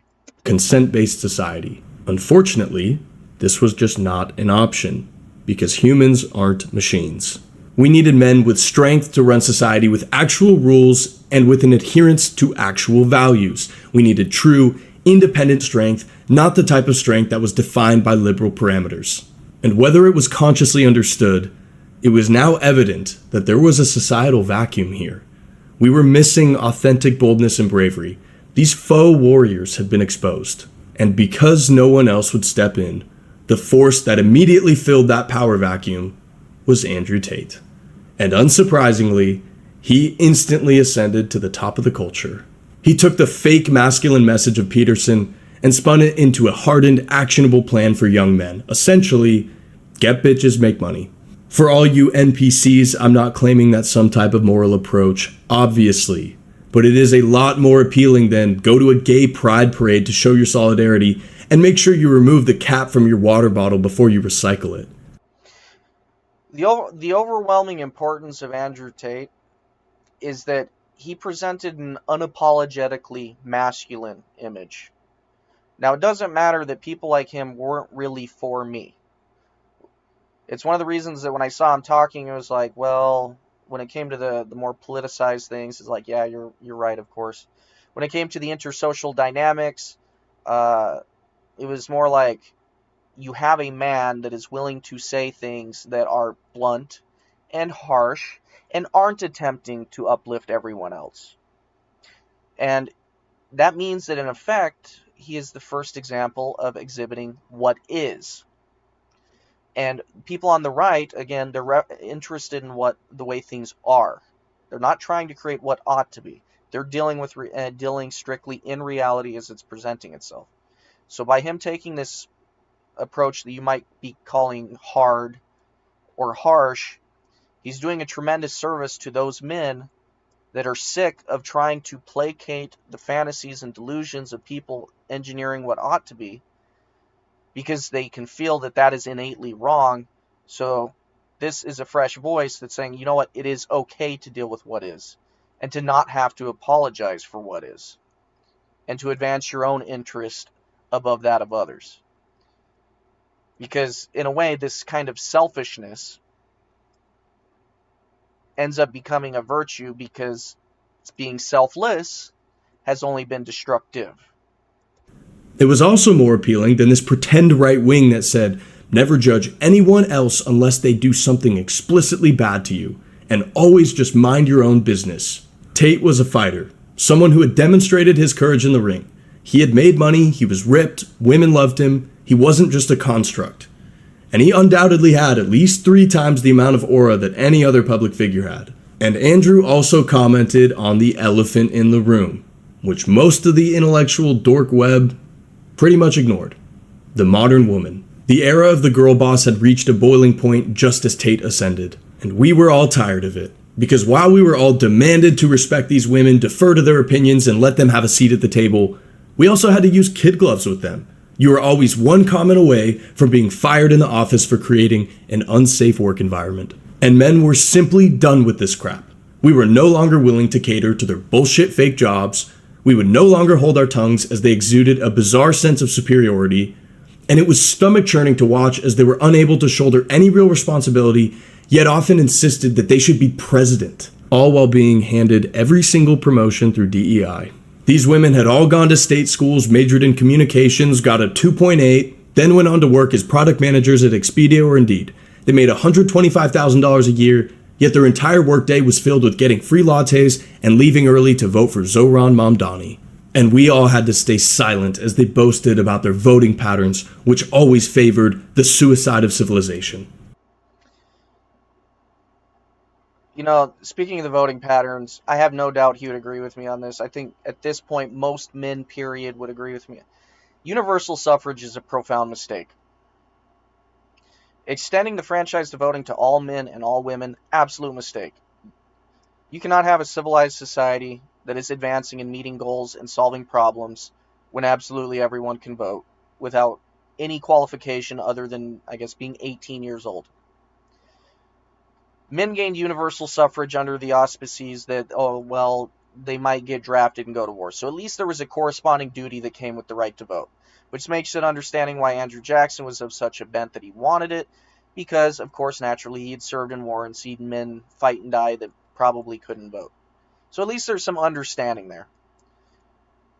But on the other hand, when the 19th Amendment came down the pipeline, they didn't acquire even that duty. Yes, women can serve, and blessed are those that are an asset to the armed forces. But the overwhelming majority, of course, do not. So they acquired the right to vote without any attending responsibility to secure the posterity of the country they vote in. And it was done with a smug smile as they then declared that being a stay at home mother would be far too beneath them, because ultimately, these women demanded the freedom to pick the parts of masculinity they wanted, yet preserve the elements of feminism that they still liked. Well, they effectively got the right to vote by picking those aspects of society they like and dismissing those they don't like. They don't have to get drafted, which I would argue is a pretty significant factor in whether the country continues to exist and thrive. So it's baked into them being enfranchised in the first place. But of course, like I said, I don't think all men and all women should be able to vote. Even with the draft existing, which should apply to both sexes, there needs to be some other bar like net tax contribution. You can't be taking from the system and have the right to vote. It's just not reasonable. Similarly, you should not be able to gain citizenship and suddenly gain the right to vote. There should be some kind of time that needs to elapse beforehand or something. It might have made sense for that to be an approach in much, much older times. Nowadays, it just serves as a vehicle for people to come in, vote, and do it in such a way that they enrich their own group or try to encourage more of their group to come to this country. It's a disaster. The man had to be 6'4", make $300K a year, open the door, and pay for meals. Dare you ask them to cook dinner or even do the laundry? The men were still expected to have all the responsibility and all the blame when things went wrong, but the men were given none of the authority. They had the burden of everything important and yet never got to have the final say on anything. And Tate, as well as others like him, showed us that we did not have to just accept this premise anymore. Andrew also explained just how hopeless the economic situation was, and just how fake all the money was to begin with. Dollars weren't even being physically printed anymore. It was now. When the United States shifted away from manufacturing and actually producing goods and services to being a financial power, the system became fake. It is the primary reason that every time you see President Trump talk about how the stock market's doing great, the average American is feeling absolutely none of it. Because what improvements happen with stock buybacks and all the other chicanery that goes on at the elite levels, it has nothing to do with what's occurring on the ground. And to some extent, you probably have to assume that the only reason the whole house of cards hasn't come crashing down is because of the globe using the dollar as a reserve currency, the so-called petrodollar. Because we are generating very little of actual value that is disseminating that value throughout the populace. It's becoming increasingly concentrated among the top as their money continues to make more money for themselves. What actual practical purposes it serves in reality, we can't figure it out. Our cities are increasingly hollowed out. Foreigners are increasingly buying up our land. The American dream is increasingly inaccessible to people. Even if you are an erstwhile entrepreneur that has a good that you want to produce, there is going to be a wall of regulations and other costs associated with it that you're not going to be able to generate the capital needed to even begin to take the chance at producing that and achieving personal success. Because market capture has effectively been realized due to the dominance of a relatively small number of corporations that run the world. And that whole process has been underway since at least the 80s, if not further back. Now just digits on a screen. And we watched as the money changers, banks, day traders, investment bankers all raked in millions without creating anything for the economy. And then when those same people go and mess things up, they get bailed out by the government. And that inflation that gets passed down the line ends up affecting the lower echelons of societies most. Just clicks on a computer and bumps in the bathroom. We saw all this happen before us while our dollars lost purchasing power by the day and every single price tag went up along with it. And we realized if it's all fake anyway, then what's the fucking point here? We can't buy a house without being enslaved to debt for life. 100K a year barely pays the bills in a big city. Stocks are entirely fake, and no one has. I'm glad he pointed that. Stock valuation has nothing to do with reality anymore. A different YouTuber, I wish I could remember his name at this point. He runs a chicken farm. Hat tip to him if somebody's able to figure out. He talked about how in the 1980s, a practice that used to be illegal, that is stock buybacks from companies, became legal. And once that sets underway, the entire stock valuation process becomes fake. And that's why it's been fake since then. And of course, it only continues to get worse over time. He referred to it as shareholder. We moved to shareholder capitalism instead of stakeholder capitalism. He's correct.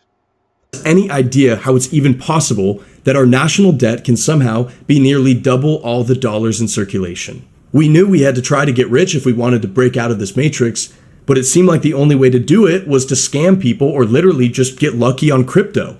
Success looked to be just the result of either gambling or inheritance. Things were feeling incredibly hopeless. And then, in 2024, Trump made his comeback. And I'll admit, it was an incredible comeback. And a lot of us were cautiously optimistic despite the red flags. We thought that maybe Trump had learned his lesson by now. He might finally know how the game was played. And we prayed that he could actually help fix things this time. We wanted to believe that the greatest political forces of the era were all coalescing against party lines to battle this rot that had become. Yeah, I remember. There was a sentiment very much so that, oh man, he must have really learned from what the left put him through, and this time he's going to wield those levers of power and make sure that he sees things through. There was a general optimism surrounding that, and it's been disappointing to say the least. That's not to say he hasn't done good. He is still the best president I've had in my lifetime. My lifetime goes back to Reagan. But he's not the wielder of power he needs to be to combat the forces before us. The truth is, even with what he's experienced, he is still a 1990s Democrat. The only difference between him and the Democrats then is he at least tries to do what he says to some extent. But he's of that cultural mindset. It's the same boomer mindset that existed for a 1990s Democrat, and he's still carrying that forward today. He is not a man for the younger generations because he is entirely disassociated from the plight of white American men in particular. Become so entrenched in our political system. But soon, we realized that it was all for nothing. Because after only a few months from being sworn in, we watched the supposedly most anti-war and America First president in history decide that the US would be bombing Iran, purely at the request of our greatest ally, Israel. We were also waiting patiently for the release of the Epstein files, which Trump had campaigned so hard on releasing. We thought he and Pam Bondi would finally expose and skewer these sick pedophiles. The Epstein files was a case of overpromise, underdeliver. And given that we know that Israeli intelligence had connections to both Maxwell and Epstein, it causes people to rightly raise an eyebrow regarding that, especially when we end up striking a country and Iran, and the strikes against that country are not primarily beneficial to us, they're primarily beneficial to Israel. It does not begin to fashion a narrative that is America first. because an American first narrative would be doing its utmost to punish anybody implicated with wrongdoing in those Epstein files. Instead, it's coming off looking at it like a situation far more akin to the Jonathan Pollard affair when Bill Clinton was president, where there is perhaps some blackmail going on behind closed doors. Because said blackmail, of course, benefits Israel. The fact that President Trump is elected to align himself behind the likes of Mark Levin and Lindsey Graham as trumping them as being representative of MAGA indicates to me that either he's lost the plot or is beginning to lose the plot, because the people giving him guidance have nothing to do with America First. They are the same tired old neo-Trotskyite, neoconservatives that have existed going back to the 90s. Which means to me, he knew that there was a certain prevalent feeling among the American populace that allowed ideas like America First or Make America Great Again to rise to prominence, but that's because the sentiment was already there, and that sentiment functions independently of him. And he's discovering that now as he's beginning to run up against one of the realities of that sentiment that has existed before him. The people that don't want to indulge in foreign adventures primarily beneficial to Israel felt that way in 12, felt that way in 08, and it felt that way probably back into the 1990s too. There's always been conservatives that want a foreign policy that is America first. And what does that mean? It does not mean isolation. What it means is, what, to the extent you do engage in foreign affairs, they must be demonstrably beneficial to the American people, meaning tangible benefits. If it is not, then it must be dismissed as in the interest of others. Because otherwise, why would you engage in activities that are detrimental to your people in the form of expenditures that don't provide benefit? But instead, he called it a Democrat hoax. And so we learned in actuality that this entire administration was running cover for child rapists, while telling us that we were the problem for taking issue with it. Among the missteps that the president has taken, that one's up there. Of course, his tremendous support for the vaccine is up there. At least he eventually learned to walk that one back as he began to realize how significantly unpopular it was. But on this one, he's surrounded enough by neoconservatives that he thinks he's actually pursuing something beneficial for the United States. And there are many Trump supporters that'll talk about he's felt that Iran shouldn't get the bomb going back to the 80s. Well, why didn't he do it in his first term then? Because intelligence services have been claiming they're close for decades now. But all of a sudden now is the time to strike, because all of a sudden it was now an existential threat to the United States. Never mind the fact, even if they had got the bomb, it's not a threat to us. They don't have the missile technology the same way North Korea does not have the missile technology. This was primarily to resolve something that would be problematic for Israel. And in those moments, we finally realized that nothing can actually change this system from the inside, no matter who's in charge. And that revelation was perhaps the most radicalizing and revolutionary moment of all. Our solution would have to be external. And so with that, we have arrived in this moment, in a country that has been pillaged, spat on, sold out, and replaced. And it's not that the country's been sold out and replaced. It's specifically white men that have been sold out and replaced. So it's just that group more than any other, because they're the group that was supposed to step aside so that migrants in pursuit of this better life could set up shop here and do as they please, so that the people that were in power here before, white Americans, would start to allow these people into positions of power and influence, in this belief that we're all generally working towards the same ends and outcomes. And it did not work. So Gen Z in particular has been absolutely sold out. Gen Alpha is not of age yet, but guess what? They've already been sold out. So the young men, in particular young white men, that have already been disenfranchised, whose forebears were not looking out for their posterity, if they have a grievance against the system and the system is no longer suitable to their needs, it is with good reason that they should consider that the solutions to these problems may in fact be external. Because no one can argue with a straight face, other than some very diluted minorities, that this country is actually working with the interests of young white men in mind.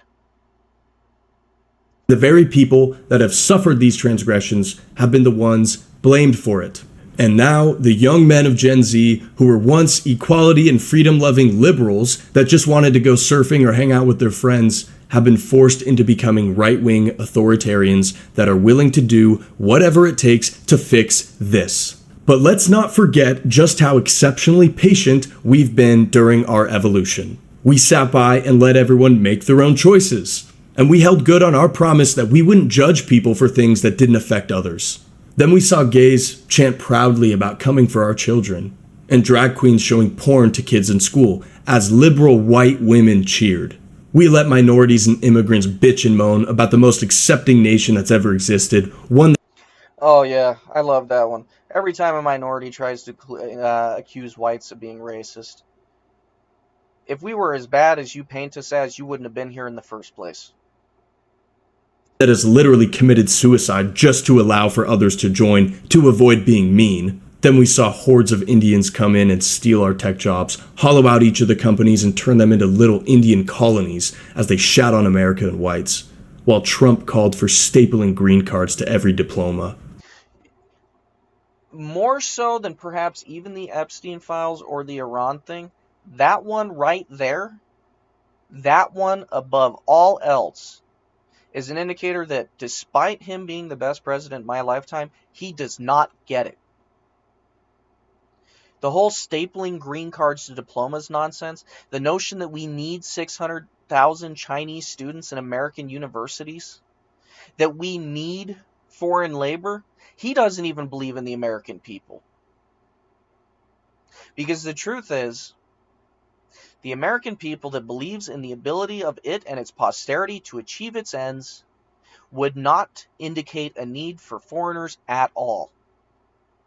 And I don't care what kind of argument that you make, oh, well, maybe we should be taking the best and the brightest. You know what? That's a problem, I guess, that can be dealt with when you come to a situation where you are actually selecting only for the absolute best of the best. But that is not what's happening at all. You are not selecting for the best of the best. You are flat out saying Americans cannot do these jobs. Which means you don't believe in your own people's ability to acquire those skills, go through the hard knocks of becoming fluent in those skills, and continuing to acquire and exhibit those skills over the course of their life. Because guess what? In order to have a functioning American country with a healthy people, a productive people, a people of vigor and vitality, they need the ability to acquire skills, to get hired into positions where they get the opportunity to begin exhibiting those skills, which might not be the most desirable outcome for these corporations, because the corporations believe in that blank slateism. Everybody's basically interchangeable, and they'd rather have the supposedly more experienced foreigner than that new American that's trying to cut their teeth. But guess what? I don't care what the corporations want. If they have to deal with the hiccups of hiring Americans and getting them used to how things are done in society as opposed to the abstract reasoning that they do in school, so be it. Because it's those Americans whose earnings are going to be staying in the country, who are eventually going to be marrying other people and having children that will be American, who are going to be the posterity that you would want them to grow up in a system where they are in turn going to be given the opportunity to acquire and express skills in the future themselves. And no point in any of that equation is the foreigner necessary. And if you think now, as president, that those foreigners are necessary, then you are selling out the posterity of this country, because it's not just about the Gen Z men now that are unable to access these jobs because they don't have enough experience or they're too expensive or whatever. It is who they would eventually procreate with and the children they have and the prospects those children will have. This practice, more than any others, sells out the American people. So when he has come out and he's been vocally in defense of the need of foreign labor, he's been telling Americans that they cannot do it, that he does not believe in their ability to do it. And if that is the case, he should not be leading this people. Because as I've mentioned before, these corporations and corporate leaders, they are transnational globalists. In some cases, especially with the ethnic group capture of, for example, tech industries, they are ethnic in-group preferring people. They are not looking out for American peoples. It is wealth extraction for them.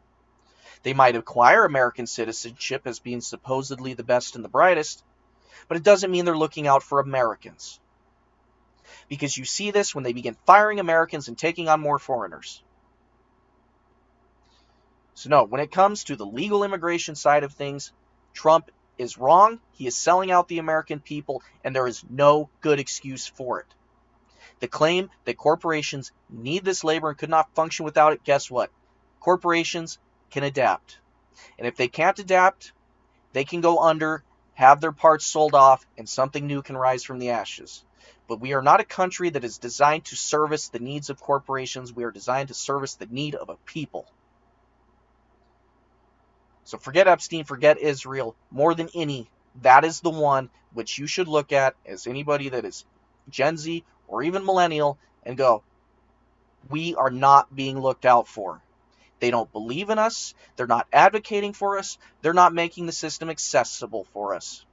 So what need do we have for it?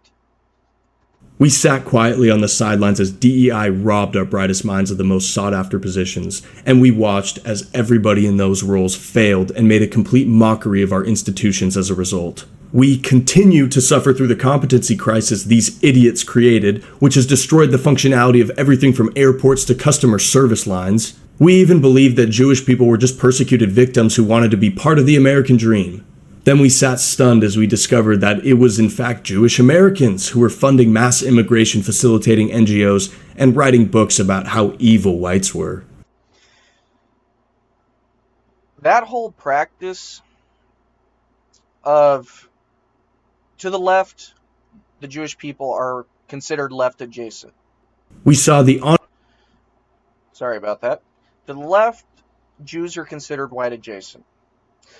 So they benefit from some features of appearing white in their eyes.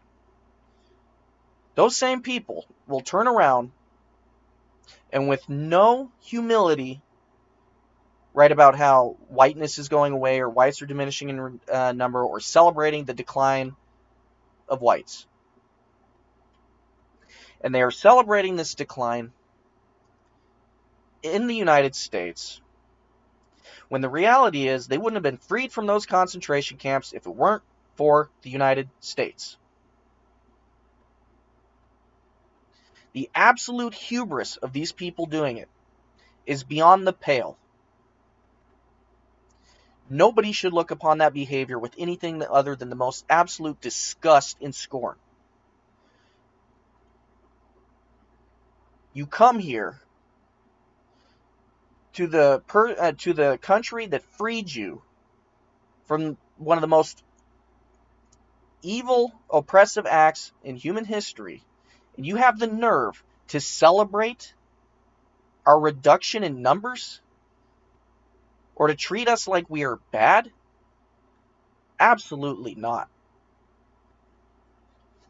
And to promote practices that accelerate our decline? Absolutely not. And yeah, I've seen plenty of those articles, and every time it becomes a case of, another anti-white article. You look at the picture of the person, you're like, oh, looks white. See the name, you're like, oh. They can write this because they don't feel like they're one of us. They feel like they're something else. And because they're something else, they can advocate against us. While us, white Americans, thought we were all in it together, or were trying to at least promote that image. And it turns out not only were we not all in it together, you've been actively trying to subvert us. It's disgusting. Honorary Israeli Larry Ellison buy TikTok and half the entire world media apparatus as a personal favor to Netanyahu, and we stood by as the Israeli Prime Minister made it a point to bring his dirty fucking laundry all the way across the Atlantic Ocean so the White House staff could wash it. We listened to liberals claim that they were just showing compassion for people down on their luck as they defended releasing criminals and letting homeless people wander the streets. We heard them say that these people have just had it rough, but they deserve a second chance. Then we saw the sweet and innocent Irina stabbed in the neck by a crazed black man with infinite prior arrests, for no other reason than being a white girl. We heard blacks complain for years that they were the poor victims of systemic racism and that they just wanted to be equal. And then we saw Carmelo Anthony stab Austin Metcalf over a seat at a track meet, and then watched as his family raised $500,000 in a GoFundMe, and instead of paying for legal bills, they bought a house and who knows how many fucking pairs of Jordans. That's another thing white Americans have got to watch for quite some time. You've got people with extensive arrest records that somehow keep getting released, and you look at the judge and you see their political affiliation or who put them in that position, and you're like, oh, it's a Democrat judge. It's a leftist. Start digging into what these judges say. It makes it very clear that they believe the system is systematically racist. And because it's systematically racist, that they need to have a two-tier justice system where minorities commit a crime and they get treated with much more leniency. White person commits a crime, oh, you got to punish them to the teeth. Think about it with hate crimes. Hate crimes theoretically should not need to exist, but if a hate crime does exist, it's always primarily viewed as any white crime a white person commits that happens to involve a minority. They start looking at that angle first. Minority does it to a white. They do their absolute best not to incorporate hate crime charges, even if, as in the case of Irina Zhrushka, we know that it was racially motivated. And they will find any reason to excuse these behaviors because they're not operating under the same understanding of justice as us. They're not going for a universalist justice system. It is in-group versus out-group. Just today, I watched a video about a juror from the O.J. Simpson trial that said 90% of the jurors thought he was guilty, but they went not guilty because it was a blow against the white man. They're not playing the same game as us. They're not even pretending to play the same game as us. It is anything to advance their in-group versus this other group that they hate and despise because to them we will always be the oppressor. There could be one white man left on Earth living on the top of Mount Everest, and that would be a problem for them because that is an oppressor that is still existing. There is to be no relief of this friction. The attempt to integrate has been a disaster. The attempt to integrate these new groups, particularly Indians and Muslims, has been a disaster. None of this has been beneficial.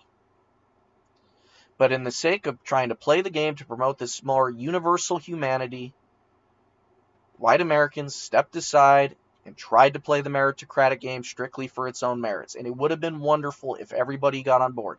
Nobody else did. None of them. We tried to give women a seat at the table, but we watched as Mackenzie Bezos and Laurene Jobs donated the billions of dollars made by their husbands to left-wing groups that fund our own society's destruction. We stayed true to honest debate, to the marketplace of ideas, as we challenged the left to discuss their ideas with us. We knew that our perspective created a better world, and we were confident we could persuade others away from the leftist path that they had been misled into taking. And then we saw Charlie Kirk get shot in the neck for it. But most importantly, we saw them cheer.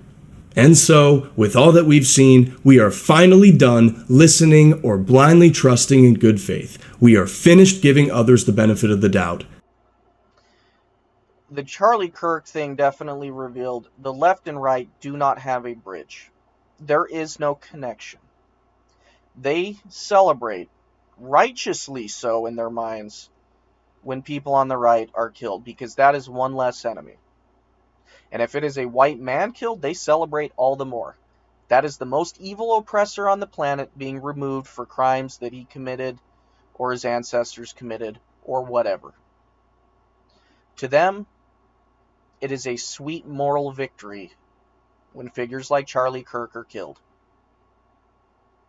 There is no common ground to be established with these people. There's not a live and let live. They want your subversion, and for the most part, they've already achieved the absolute subversion of anybody that is a white American male. Now they seek the destruction.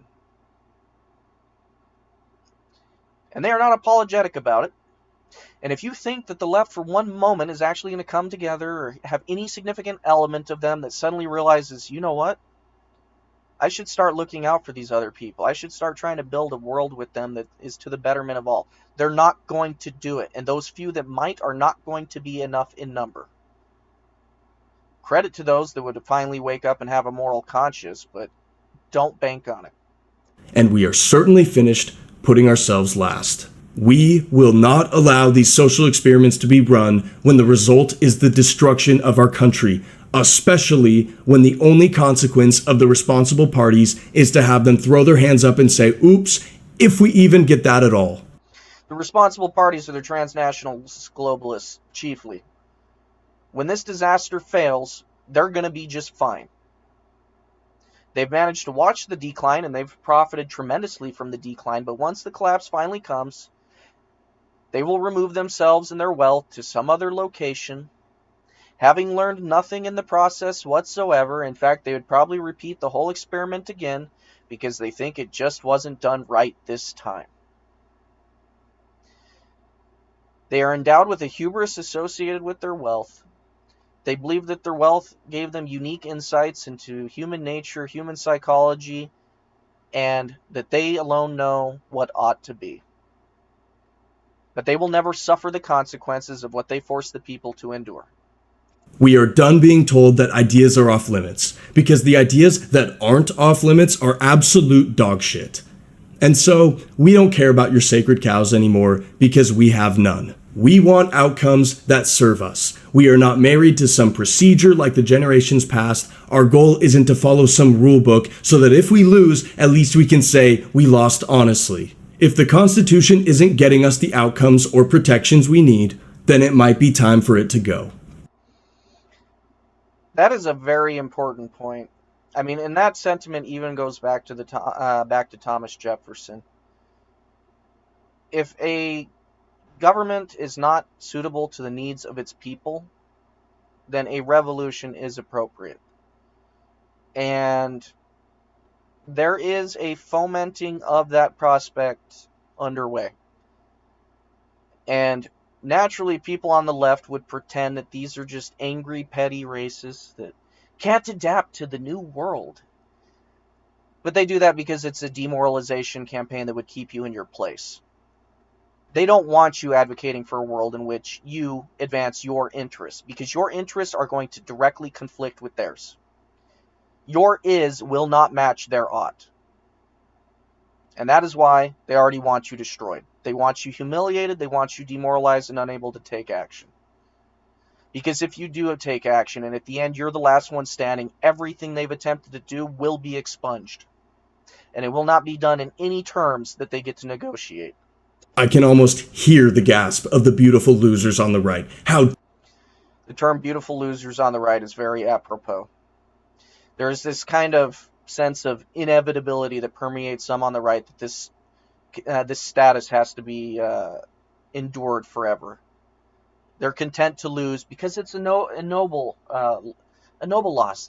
They lived out their principles, and man, just at the end of the day, it just didn't work out. I guarantee you, throughout human history, there is no shortage of peoples that were wiped off the face of the earth that were just living out their principles. Just living out the principles does not work unless those principles engender the success of your people and your posterity. dare he? Well, how fucking dare you? How dare any of you defend these structures that either outright facilitated this outcome or were too weak to prevent it? Both options are definitively invalidating. We will take the steps needed to right this ship, and we are prepared to venture down whatever road can get us there. Because what all these events have led to, ironically, is a generation that is actually the most open-minded perhaps ever. We truly don't care anymore about what's off limits. Someone wants to make the case for Franco or Mussolini? We'll hear them out. You want to challenge our sacred democracy? Maybe you want to make the case for monarchy? We'll hear that out too. We no longer have a knee-jerk reaction to certain ideas, words, or people.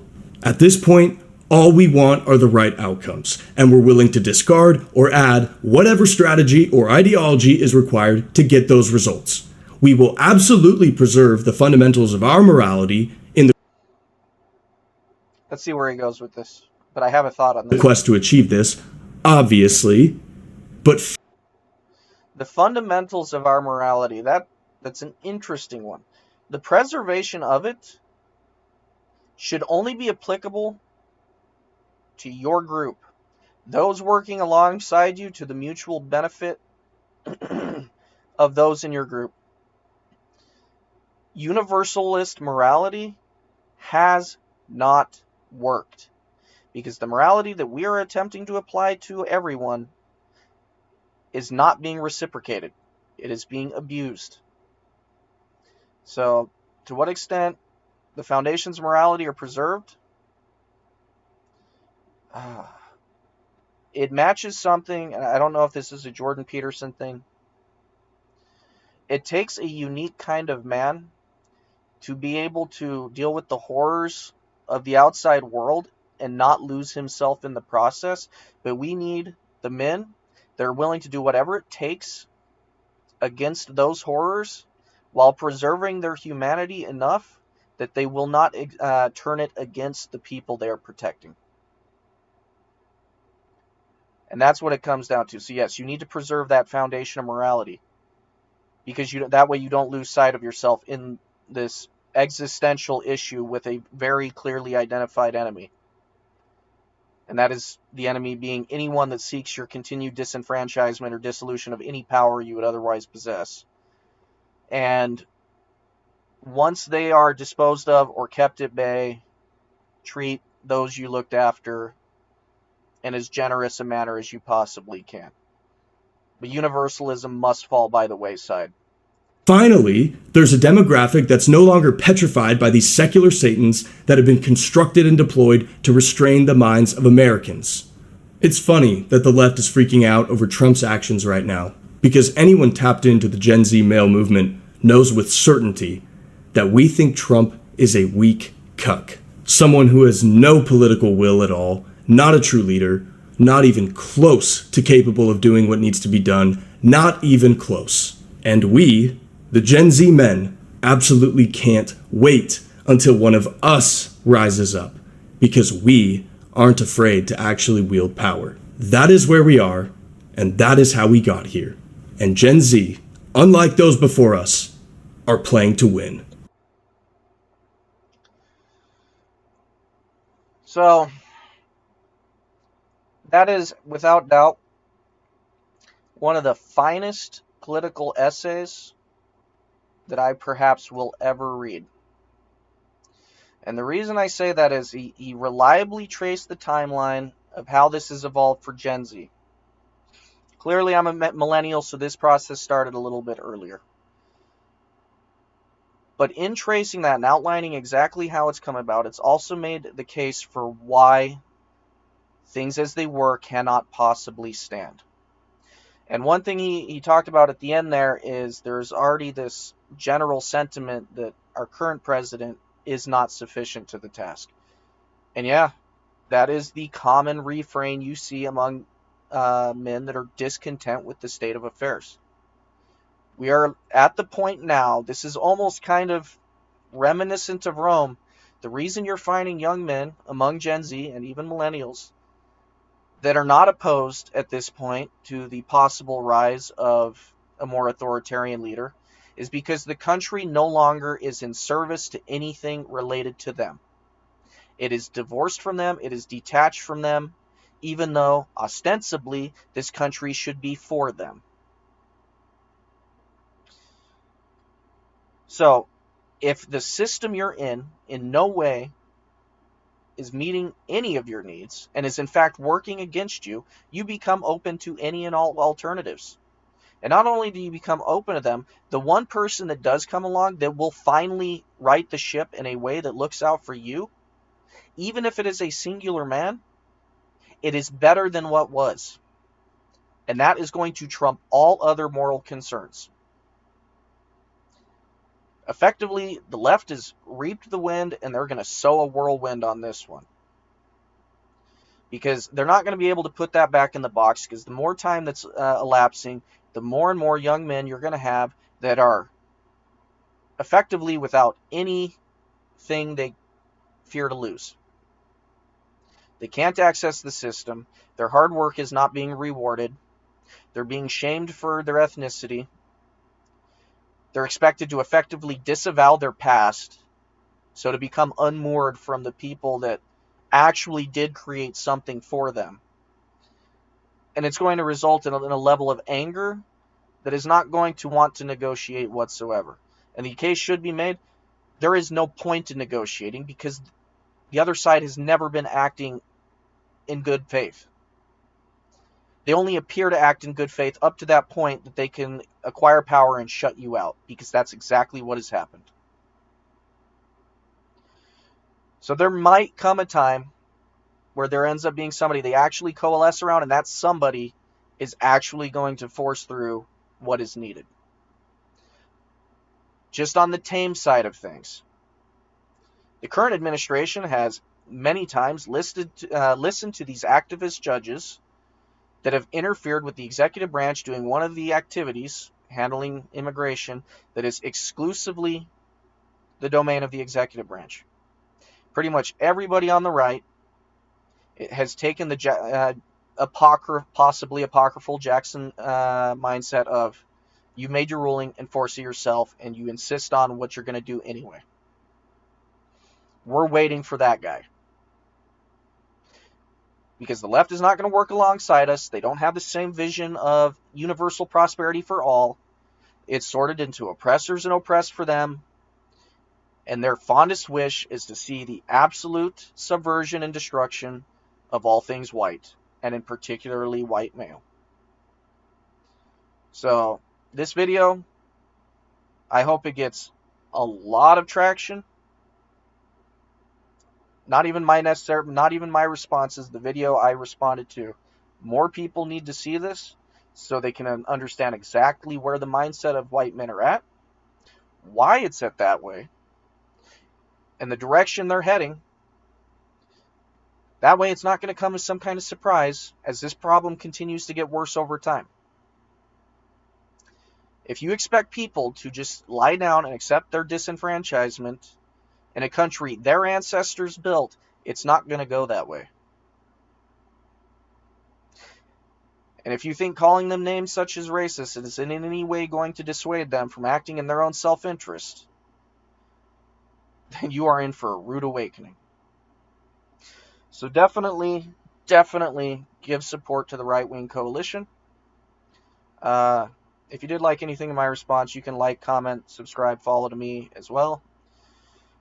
Other than that, Legion of Men was the channel that I did first see hint of this video from, so hat tip to him. Support him as well. All generally the same sentiment and understanding of the direction things are heading. God willing, this country will get a leader that is able to right the ship. Because if they don't, civil strife is on the horizon, because it is the only outlet remaining to Gen Z, and it will be the only outlet that Gen Alpha has at all. Because things are not getting better, they're rapidly getting worse. But while all this is happening, we're watching various groups scam the federal government with impunity, no meaningful punishments, for tax dollars generated primarily by white Americans. And we're supposed to continue to watch as street criminals do things to white Americans and get off without any meaningful punishment, as we watch these criminals be supported by their ethnic groups in the actions they chose, because it struck a blow against whites. And all of this has to come to an end. That's my final thoughts. Have a good night.